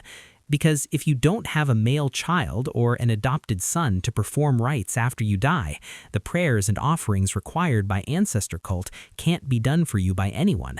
When you die and go to the other side, to the realm of the dead, you completely disappear. You're forgotten. You become a wandering ghost with no one to care for you or remember you. So, actually, today, when we talk about praying for the souls of our dead, what we say for our deceased loved ones, that entire tradition has roots going back to this ancient cult. Therefore, the concept of leaving behind a male heir, having a son to remember you and pray for you, continues as a very strong cultural concept throughout the Middle East still today, precisely because of these deep ancestral religious roots. The need to be remembered, to have someone perform rites for you. This drives family structure even now. Now, let's consider Christianity and Islam's relationship to Judaism, because this is fascinating and complex. Looking from outside, or in terms of general historical knowledge, Islamic traditions' narratives, the Quran of course has its own unique character and divine origin from a faith perspective, but in the exegesis literature, in tafsir and commentary traditions, in the narratives constructed in those texts, geographical localizations and story details seem to have their own internal logic connecting to earlier traditions, as if the Abrahamic traditions really did flow to areas around Mecca and Medina in Arabia.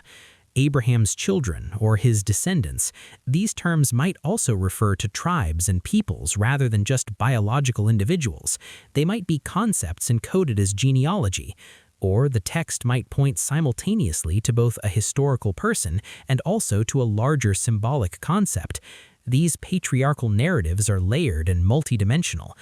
But the sense from Islamic historical sources and traditional narratives is that the tradition really did flow to those Arabian areas, really to the region around Mecca, maybe even the identification of Mount Sinai where Moses received the law. Today, according to Christians and according to long-established tradition, it's identified with specific peaks in the Sinai Peninsula between Egypt and Palestine, whereas according to some strands of Islamic tradition and interpretation, mountains in Arabia itself are identified as the true location. Moses actually came here to northwestern Arabia according to these alternative traditions. There's Mount Badr and other sacred peaks in the Hijaz. Maybe such alternative sacred geographies are even possible historically. Maybe some events associated with Moses really did take place in Arabian rather than Sinai settings. Mecca itself, that ancient sanctuary, the cave of Hira where the prophet received the first revelations, the Abrahamic traditions somehow lived and developed and was preserved there over many centuries before Islam. And Medina, of course. Medina is a particularly interesting place in religious history and in the history of religious ideas, because according to various sources, Assyrian and Babylonian kings sometimes traveled to areas in northwestern Arabia, to regions including what became Medina and beyond. There's an esoteric aspect to this, a suggestion that these areas were known as places of spiritual power. The Medina area and the broader Hijaz region, they seem to have attracted seekers, travelers, those searching for ancient wisdom and spiritual knowledge. It functioned perhaps like an esoteric knowledge center or pilgrimage destination even in pre-Islamic times, even going back to ancient Mesopotamian times. But in the narratives, in Islamic historical narratives, and in the broader historical record, these connections and claims can have real historical substance underlying them. These traditions aren't completely fabricated from nothing. There's actual historical connection through trade routes, through cultural exchange, through the movement of peoples and the transmission of ideas across centuries. Now, regarding the organic religious interaction and mutual influence between Judaism and Islam, really only Islamic scholars and professional historians of Islam can speak with full authority about these complex matters. Only careful scholarship and speculation based on evidence can reconstruct these relationships. In pre-Islamic Arabia, the Jahiliyyah period, there are definitely very many Jews living in various settlements. Everyone knows about the Jewish tribes of Medina, but there were probably Jewish communities in Mecca too, and certainly in Yemen in the south and other areas. There are very substantial Jewish populations scattered throughout Arabia. Anyway, when you look at it from outside, from a comparative religion perspective, Christianity stands somewhat on its own as a distinct development, but Judaism and Islam are structurally and theologically quite a bit more similar to each other in many ways.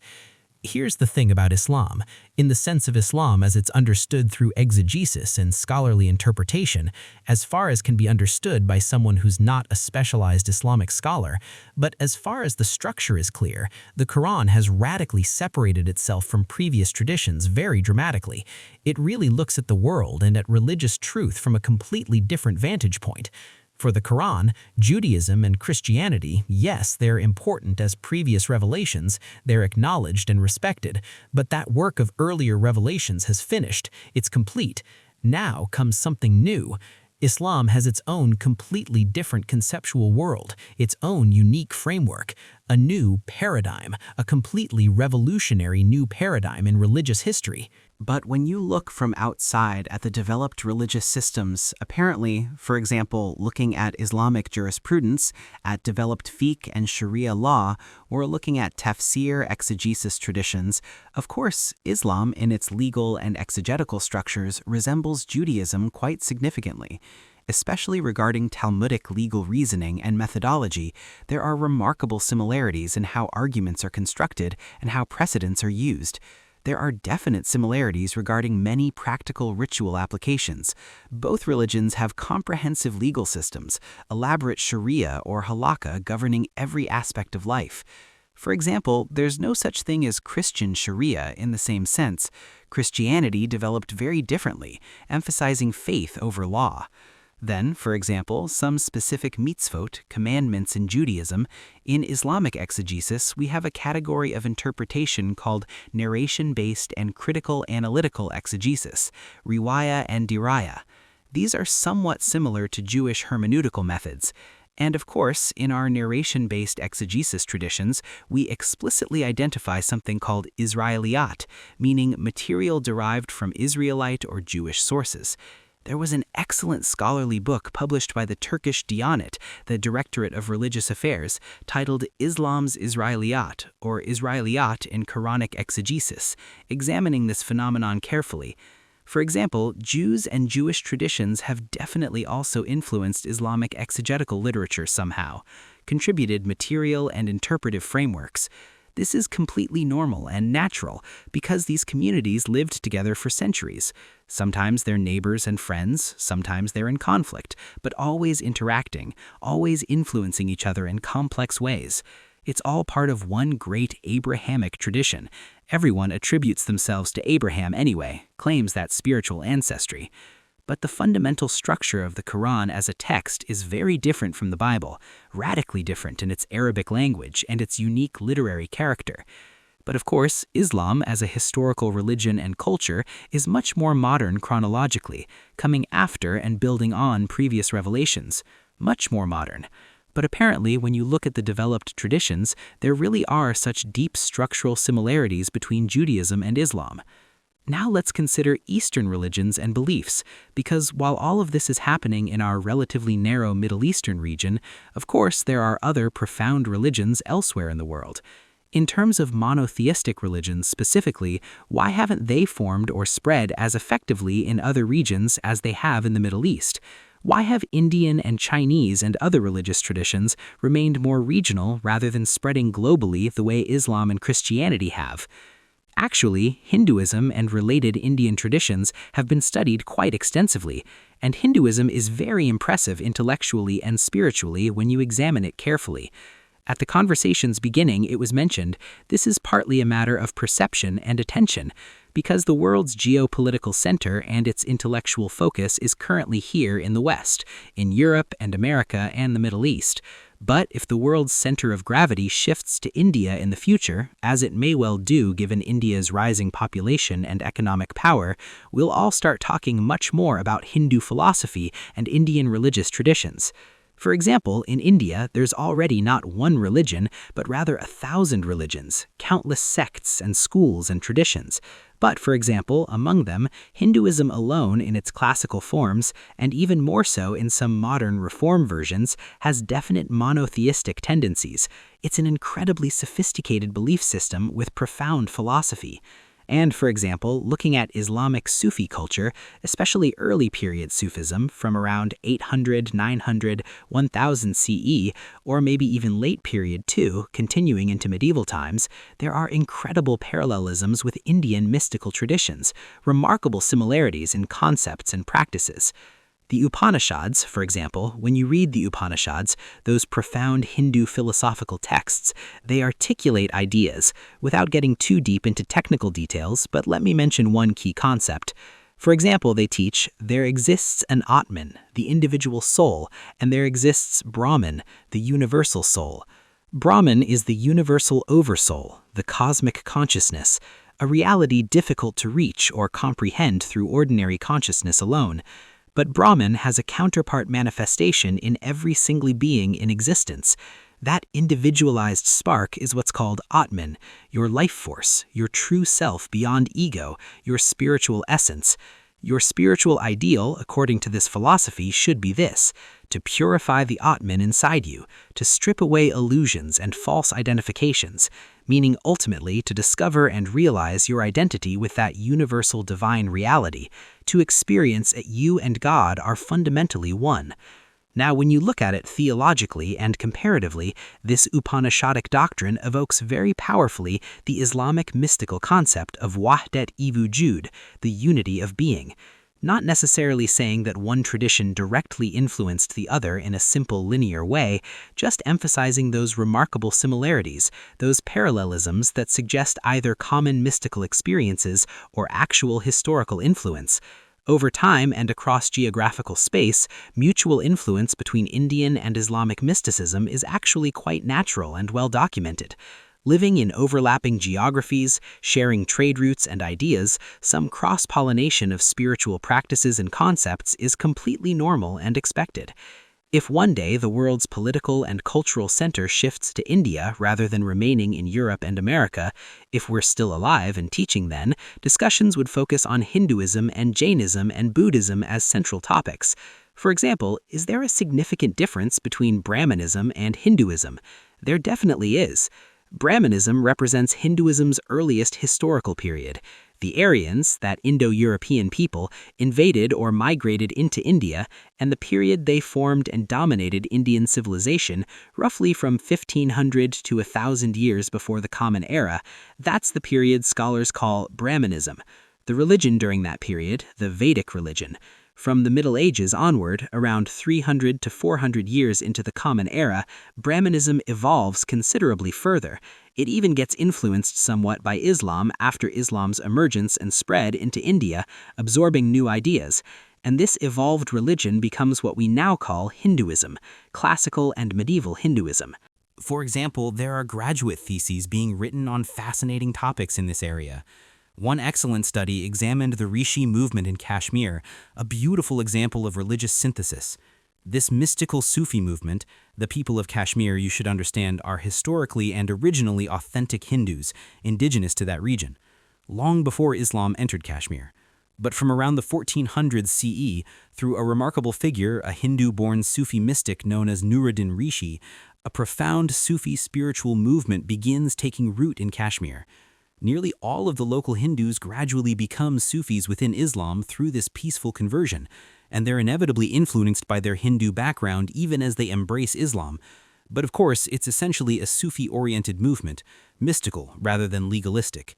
Like the Mevlevi order of Rumi, it's a relaxed, ecstatic, poetry-loving Sufi movement emphasizing divine love. Its organizational trace hasn't remained strong today as a formal order, but it remained influential in other ways, though not as a distinct population. But such beautiful interaction and synthesis movements in Indian religious history are tremendously important and numerous. Muslim-Christian encounters, Muslim-Hindu synthesis, Hindu-Muslim mutual influence. These encounters produced remarkable hybrid spiritualities. That's why Hindus from the Middle Ages onward, from the time of sustained Muslim presence in India, have been significantly influenced by Muslim mysticism and by Islamic ideas of strict monotheism. For example, there's something famous in Hinduism called Bhakti, the Bhakti devotional movement, emerging around 1100 CE in medieval India.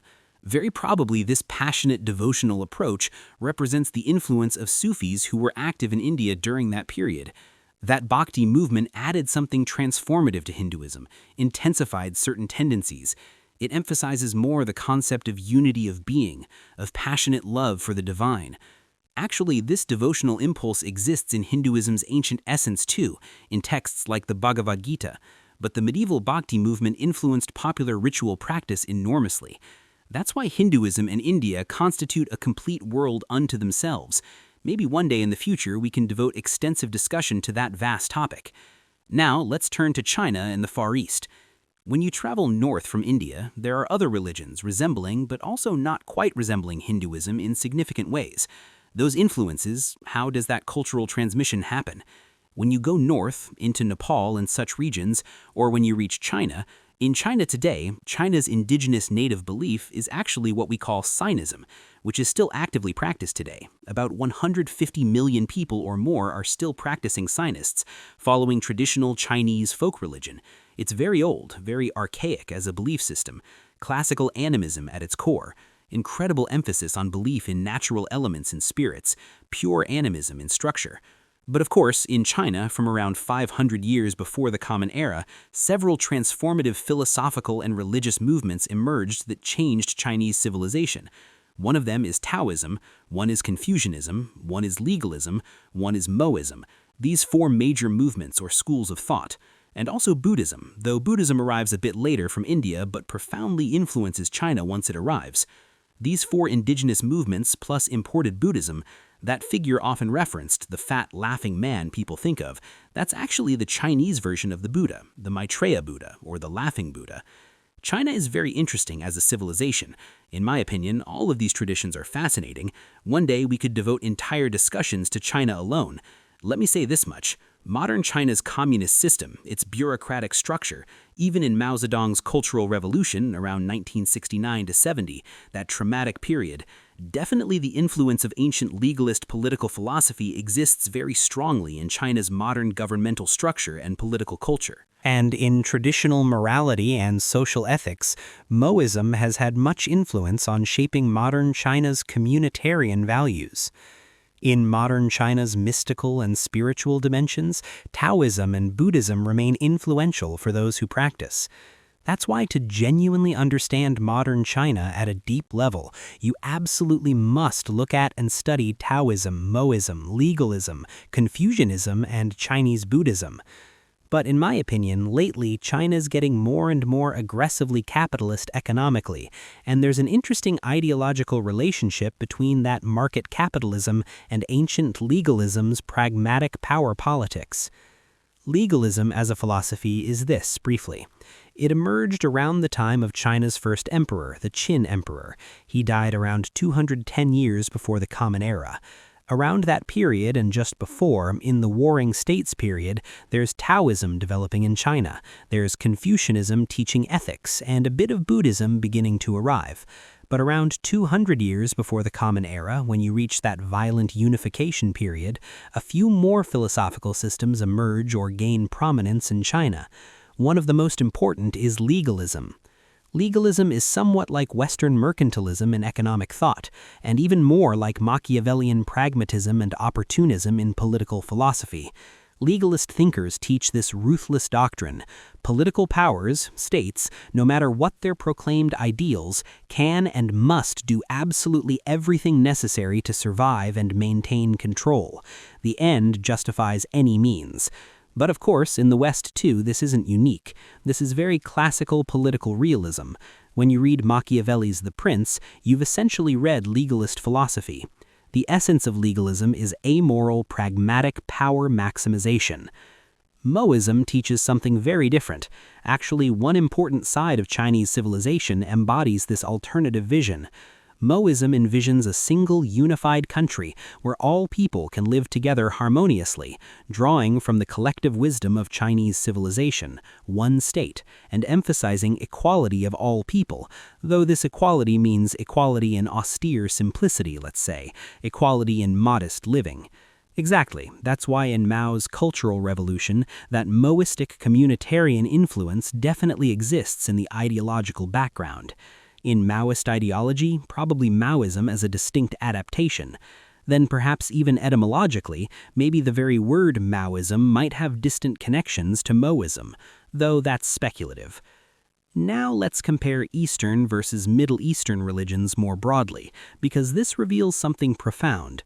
Looking at Far Eastern religions, including Buddhism and Hinduism, there's also Shinto in Japan, which we shouldn't forget. Don't forget Shinto, Japan's indigenous nature-based religion. When examining these Eastern religions, they seem more at peace with humans, more harmonious, and notably less commanding and less domineering than Middle Eastern religions, than the monotheistic faiths. Is that perception accurate? It's somewhat accurate, yes. Now, these Eastern religions, there's a fundamental difference in worldview. Animism works like that intrinsically. Animism is very naturalistic in its orientation, because animism looks at the entire universe holistically, organically. It doesn't establish or foresee a strict hierarchy among the beings populating the universe. Humans, animals, plants, even rocks and rivers, all are understood as essentially equal manifestations of the same underlying reality, all sharing the same ultimate essence. To use Native American terminology, they all share the same Manitou, the same spiritual power flowing through everything. Now, this holistic perspective exists also in animistic religions everywhere. There's even something similar among Sufi mystics in Islamic tradition. Critics sometimes see Sufis as polytheistic, look down on them for supposedly worshipping nature. But what mystical Sufis claim to see in mountains and hills and trees is actually God's direct manifestation, divine presence shining through creation. Now, what we call primitive humans aren't what modern people often assume. These aren't simple-minded or spiritually impoverished people. These ancient humans possessed an incredible instinctive love of nature, a profound sense of connection. Eastern beliefs preserve and cultivate this very much, very clearly and explicitly throughout their traditions. Plus, Eastern traditions have extra sophisticated elements like Taoism layered on top of that animistic base. Because Taoist mysticism influenced the entire East very profoundly. China, Taiwan, Korea, Vietnam. Taoist mysticism teaches the Wu-Wei doctrine, the principle of non-action or effortless action, and similar paradoxical concepts, all oriented toward placing humans where they naturally belong inside nature, rather than above it.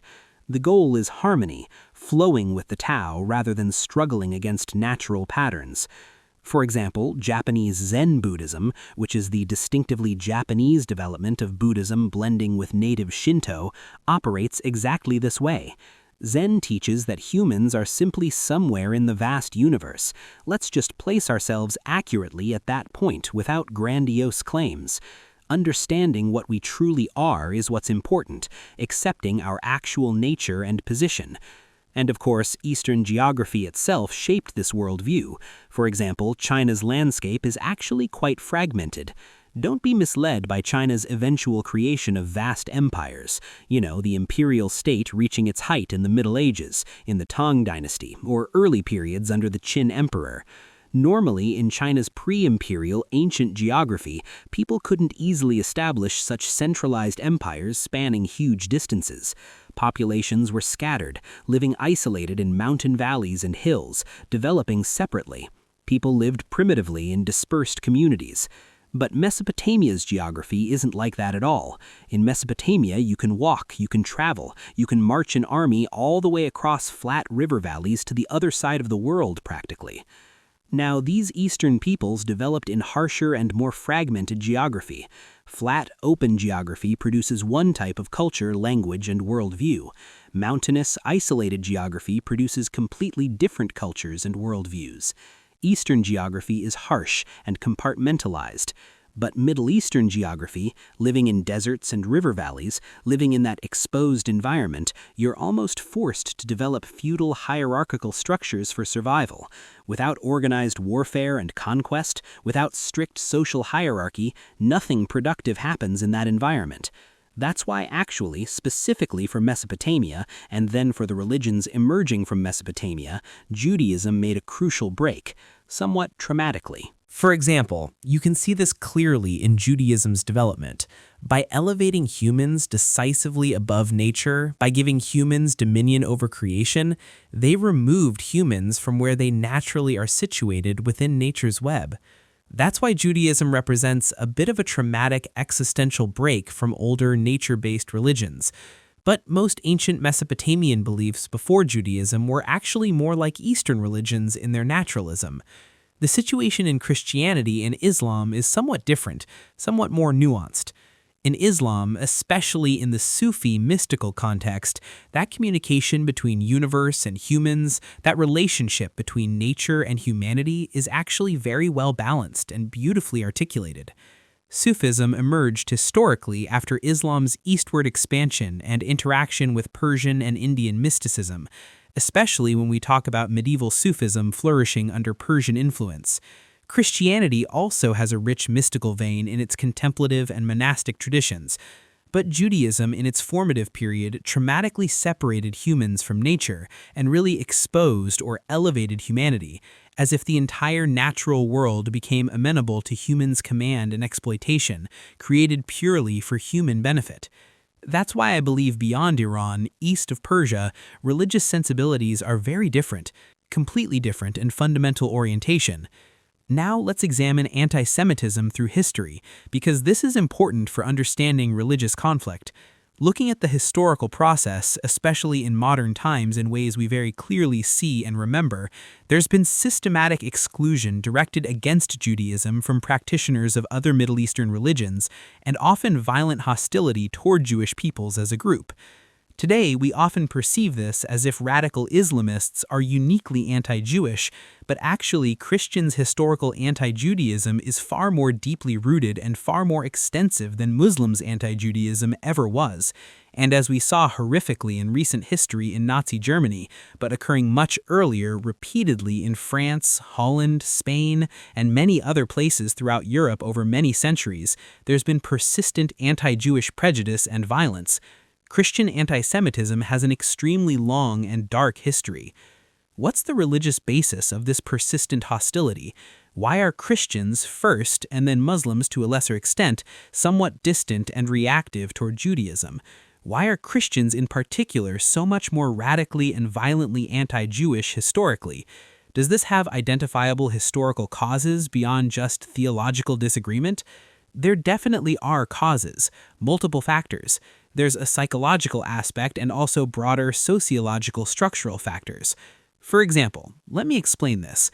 In Western Europe, when the idea of establishing a Jewish state in Palestine first emerged politically, around late 18th century, early 19th century, when Western Christians started organizing this Zionist movement centered initially in France and Britain, they were actually forming it largely within the ideological framework of what's called Christian Zionism, a particular theological movement. Christian Zionism works like this. There were several important intellectuals and theologians during those periods. These were French Catholics, British Protestants, various Christian denominations. But these were Christian Zionists motivated by a particular theology. Their concern, ostensibly, is this. Christian Zionism attempts to create a theological mechanism or framework to establish a prophetic relationship between Christianity and Judaism leading to end times. But the underlying concern and motivation is often more cynical, to distance Jews from Europe, to encourage or force their emigration, to get rid of European Jewry by sending them somewhere else. They construct elaborate theology to justify this. In America today, particularly, we see these same groups, evangelical Christians who strongly support Israel, Christian groups behind certain American politicians, powerful lobbying groups. The theological story they tell is this. In these Christians' eschatological interpretation, for Jesus, the Messiah, to return at the second coming, Israelites absolutely must return to their ancestral land. Jews need to control the Holy Land. Therefore, from this Christian Zionist perspective, these Jewish people must be encouraged or compelled to go to Israel to fulfill prophecy, to trigger the apocalypse. Now let's turn to the Gilgamesh epic itself, because about 4,000 years have passed since it was first written down, and it's become fashionable again among young people, remarkably popular. Young readers today are discovering this ancient text and finding it speaks to them across the millennia. In the West, Gilgamesh was known earlier, rediscovered in the 19th century by archaeologists and scholars. For example, around the 3rd century before the Common Era, there was a historian named Berossus, a famous Mesopotamian chronicler. Actually, he grew up in Greek cultural circles, but he was of Mesopotamian origin. In his historical works, he mentions this story, the flood story, and similar narratives from ancient tradition. Gilgamesh's name even appears in the Dead Sea Scrolls, those precious manuscripts from around 150 to 100 years before the Common Era. There it appears in variant spellings, showing the story's reach. Perhaps, probably, in some Sahih Hadith sources in Islamic tradition too, such indirect references might have been made to Gilgamesh or similar legendary figures, though this would need careful investigation by Islamic scholars. But there's the mysterious Jassasa story in Hadith literature. It reminds one a bit of Gilgamesh narratives, of encounters with strange beings. Somehow, in the Middle Ages and in the ancient world, this story of Gilgamesh was known, circulated, though the original cuneiform tablets lay buried. But in the 19th century, in the early 1900s or the 1820s, British and Iraqi archaeologists made an incredible discovery. They excavated the Great Library of Ashurbanipal in ancient Nineveh. Ashurbanipal is a very interesting figure, Assyria's last great king. He possessed an incredible library, truly one of the wonders of the ancient world, and he was a very interesting person in his own right, literate and cultured despite being a warrior king.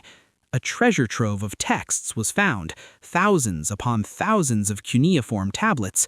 These are library materials, but don't think of a library like we have today with bound books on shelves. These are all clay tablets inscribed with cuneiform writing, baked hard to preserve them.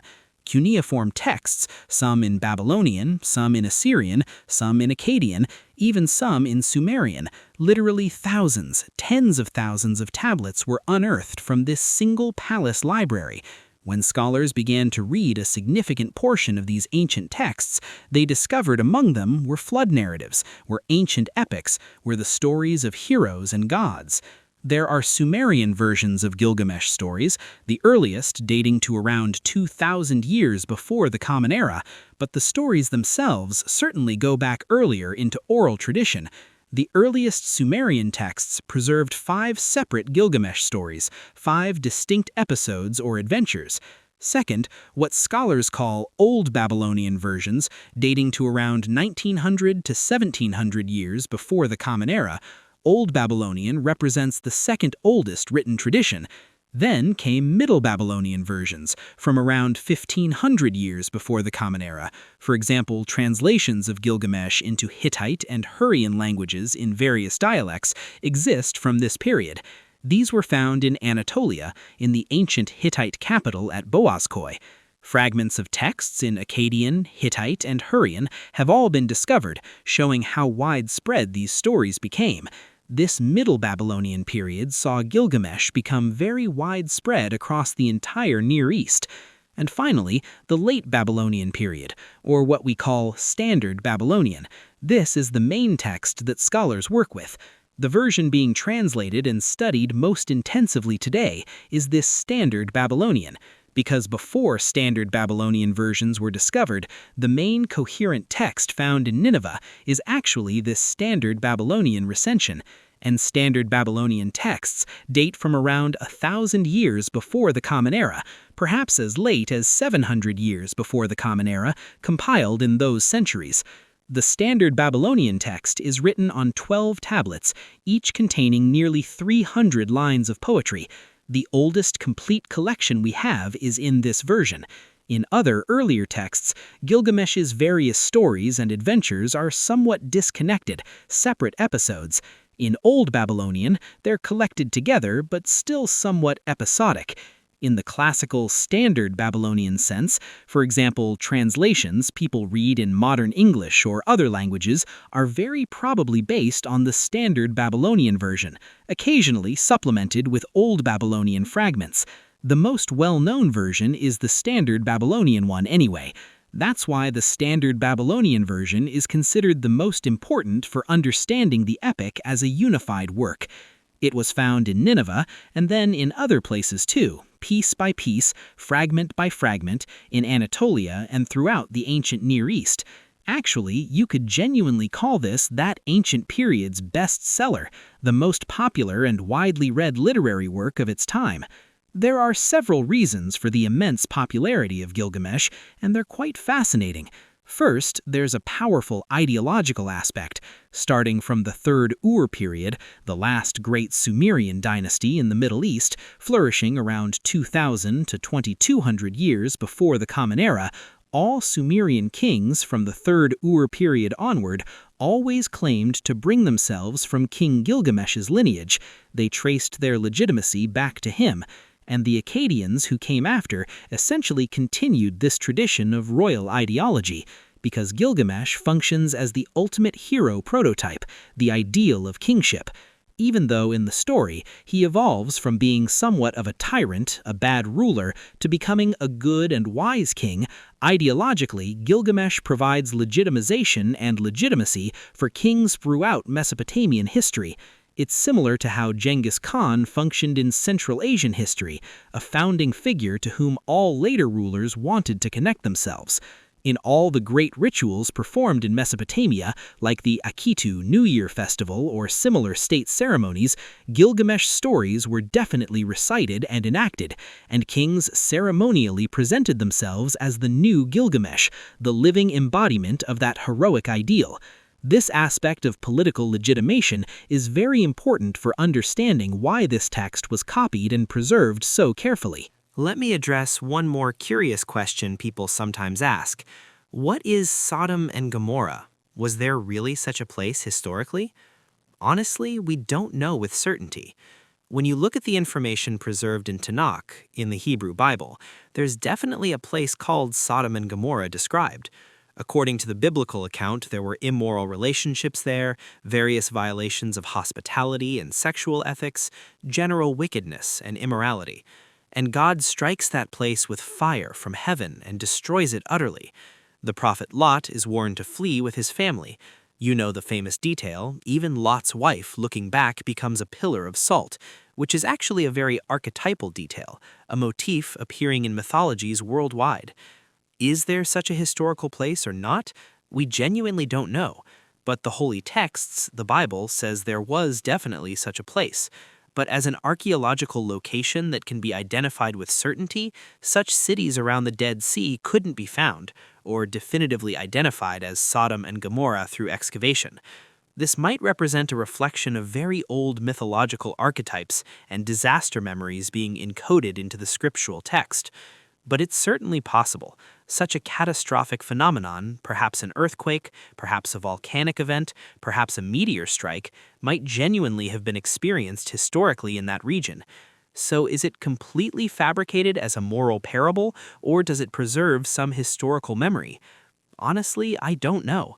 Really, we can't say definitively without better evidence.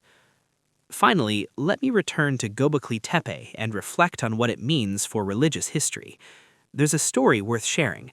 When visiting Göbekli Tepe on one trip, government officials were present, and since ministers were there, politicians came too. Everyone was standing together at the site. Some politicians said enthusiastically, "Look, do you see? Civilization started here in Islamic geography. Isn't this proof of Islamic civilization's antiquity and primacy?" The response given was, "Actually, that's not an accurate definition or characterization." Why not? Because this site is from before Islam, about 10,000 years before Islam emerged. Then does that framing work? Well, it's Islamic geography in the sense that these are now lands where Islamic civilization flourishes, yes, but not really in any meaningful historical sense. But even if we accept calling it Islamic geography, this is a place that really shouldn't be claimed by or fit into the holy books Muslims, Christians, or Jews believe in, because the sacred history described in those texts doesn't go back that far into the past. The religious chronologies don't encompass this time depth. From a religion history perspective, where can Göbekli Tepe be properly placed? The latest findings, Göbekli Tepe and Karahan Tepe and similar Neolithic sites, what do they mean for the history of religions? Do they destroy or somehow break or challenge religious beliefs? It's not expected that these discoveries will have either positive or negative effects on religious faith per se. Archaeological discoveries exist in one domain, faith in another. But in an archaeological and historical sense, the new knowledge these sites will bring, they can certainly change our understanding of some aspects of early human spirituality. They can make us ask new questions. I wonder if the development of belief worked like this. But it's not thought that these discoveries will affect any living religious faith organically or undermine people's beliefs in their traditions. But regarding that place's identity, yes, it's part of what we now call Islamic geography geographically. Ultimately, these are our lands today, Turkish lands, but of course, looking back 11,000 years, we're completely outside of Islamic culture temporally and conceptually. It's a different conceptual world, a different hinterland, a completely animistic culture, completely pre-monotheistic. It's not necessary to force anachronistic connections.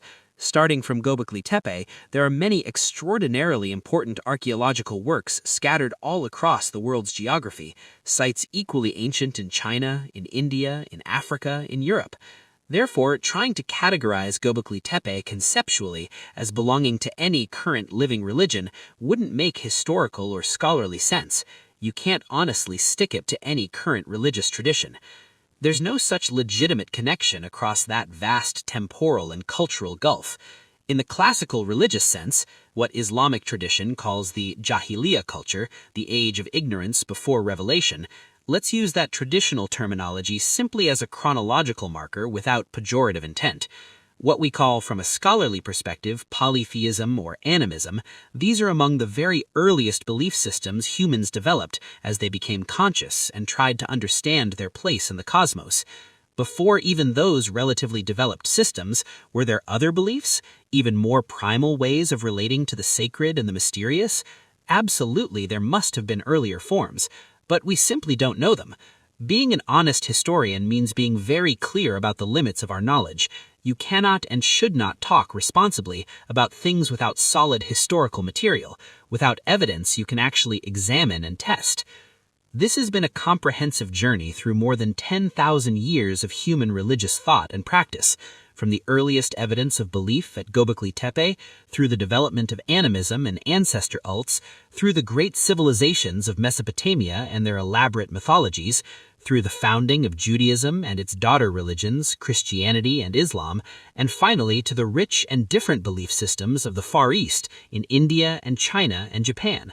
Each culture, each civilization, each tradition has contributed something unique and valuable to humanity's endless quest to understand the divine, the sacred, and our place in this vast, mysterious universe. Thank you for joining me on this journey through time and belief. This Christian Zionist movement started in that European context. That's why scholars use this specific term, Christian Zionism, to describe this 19th century political religious movement. But there's a second factor too. Jewish culture has historically been quite closed, insular, maintaining strong boundaries. There are many Jewish friends and colleagues, decent people, but sometimes relationships are very tense. The situation of Jews in Turkey is also complex and well known. Scattered in diasporas, living as minorities, that tension originates partly from here, from this minority status and cultural difference. The tension has deep roots. Semitic culture has possessed since ancient times a characteristic we describe in Arabic as asabiya. It means being closed within your own group, maintaining tight group solidarity. Tribalism, strong in-group preference. That cultural aspect definitely exists historically. When Jews were scattered across the Roman Empire in the Second Diaspora, living in hundreds of different cities, of course these Jewish communities maintained their traditions and identity, but the geography and cultures they were scattered into, the Roman Empire, later Christian Europe, these were radically different culturally from Jewish norms. Ancient and medieval Jews maintained high standards, using a somewhat value-laden but historically accurate moral terminology, because while pagan Romans weren't completely barbaric or amoral, they had their own honor codes and civic virtues, the famous Roman sense of honor and duty. But Jews maintained distinctive practices, ritual bathing and purification, strict dietary laws, elaborate purity codes, high ethical standards in business. They were, relatively speaking, decent people maintaining civilization. But here, the fundamental issue isn't actually being decent or not being decent. As scholars like Bernard Lewis explained brilliantly, this is about clashing cultures, about resembling and not resembling, about the anxiety of similarity and difference.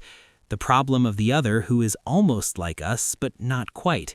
That's why this cultural clash became so important and so fraught. Romans and later Christians, from around 3rd to 4th century CE, anti-Jewish attitudes start becoming systematic. Early Christians initially saw Christianity itself as a form of Judaism, and Romans couldn't distinguish between them. The attitude developed, these Jews don't resemble us Romans, they're different and strange. And constantly because Romans saw early Christianity as essentially Judaism, and because Christians, in Rome's view, were constantly undermining Roman civilization from within, meaning I'm talking about sociological and political factors, Christians were seen as disloyal, therefore a tendency to exclude and persecute Jews begins quite early. Anti-Semitism starts with pagan Rome before Christianity even becomes dominant. But with Emperor Theodosius II and his successors, around 400 CE and afterward, now Christian Rome begins encoding anti-Jewish prejudice in law. This becomes official state policy. Of course, not in the Western Roman Empire, which was collapsing, becoming Germanic kingdoms, but in the East, in what we call Byzantium, the Eastern Roman Empire, anti-Jewish laws become fully systematized and enforced. Anti-Semitism becomes legally embedded in Christian civilization.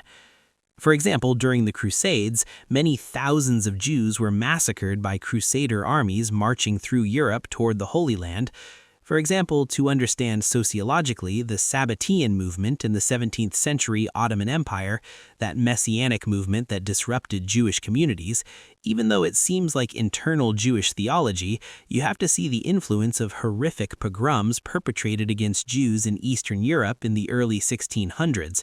The disasters there, the trauma of persecution, here too in the Ottoman Empire, it triggered cultural crisis and messianic yearning. That's why these different cultural identities in conflict, because European Christians didn't allow Jews to live comfortably or securely, it profoundly affected Jewish identity development, made Jews defensive and insular.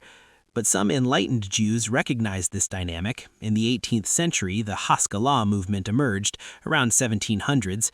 Moses Mendelssohn and other Enlightenment Jews, they saw this problem clearly. They said, look, until today we've clashed constantly with Germans, with French, with European Christians.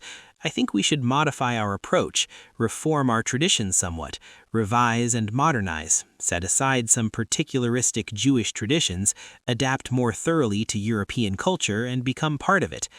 From that Enlightenment impulse, they produced a concept called diaspora nationalism, a way of being Jewish while fully participating in European civilization. Actually, these reformers formed Judaism's more marginal, secular, assimilationist wing. The modern State of Israel also emerges partly from this wing, from political rather than purely religious Zionism. The Haskala movement tried to find a solution to anti-Semitism through cultural assimilation and softening of difference. But that reform movement also eventually turned into something completely different, into the political movement we call Zionism, emerging powerfully in the 19th century. But the basic underlying issue throughout all this history is simply not being loved, not being accepted. The basic issue is really what we might call enemy brothers, closely related but clashing cultures that can't quite reconcile, cultures similar enough to threaten each other's distinctiveness. But in Islamic culture, historically, there really isn't much anti-Semitism at all. There genuinely wasn't any systematic persecution. Maybe recently, especially some radical political groups in modern times, anti-Jewish sentiment has emerged in some quarters, especially among those who conflate the Palestinian political issue with ancient religious prejudices, those who mistakenly connect American foreign policy's oppression with Judaism as a religion. But historically, in Islamic civilization, there was never an anti-Semitic approach comparable to Christian Europe. If there had been such prejudice, the Ottoman Empire, ultimately a state that proclaimed Islam as its foundation, wouldn't have welcomed and protected hundreds of thousands of Jews fleeing Spain and Europe, wouldn't have given them refuge and allowed them to live in peace and prosperity for centuries. Thank you so much for watching. If you like this video, feel free to share, like, and subscribe.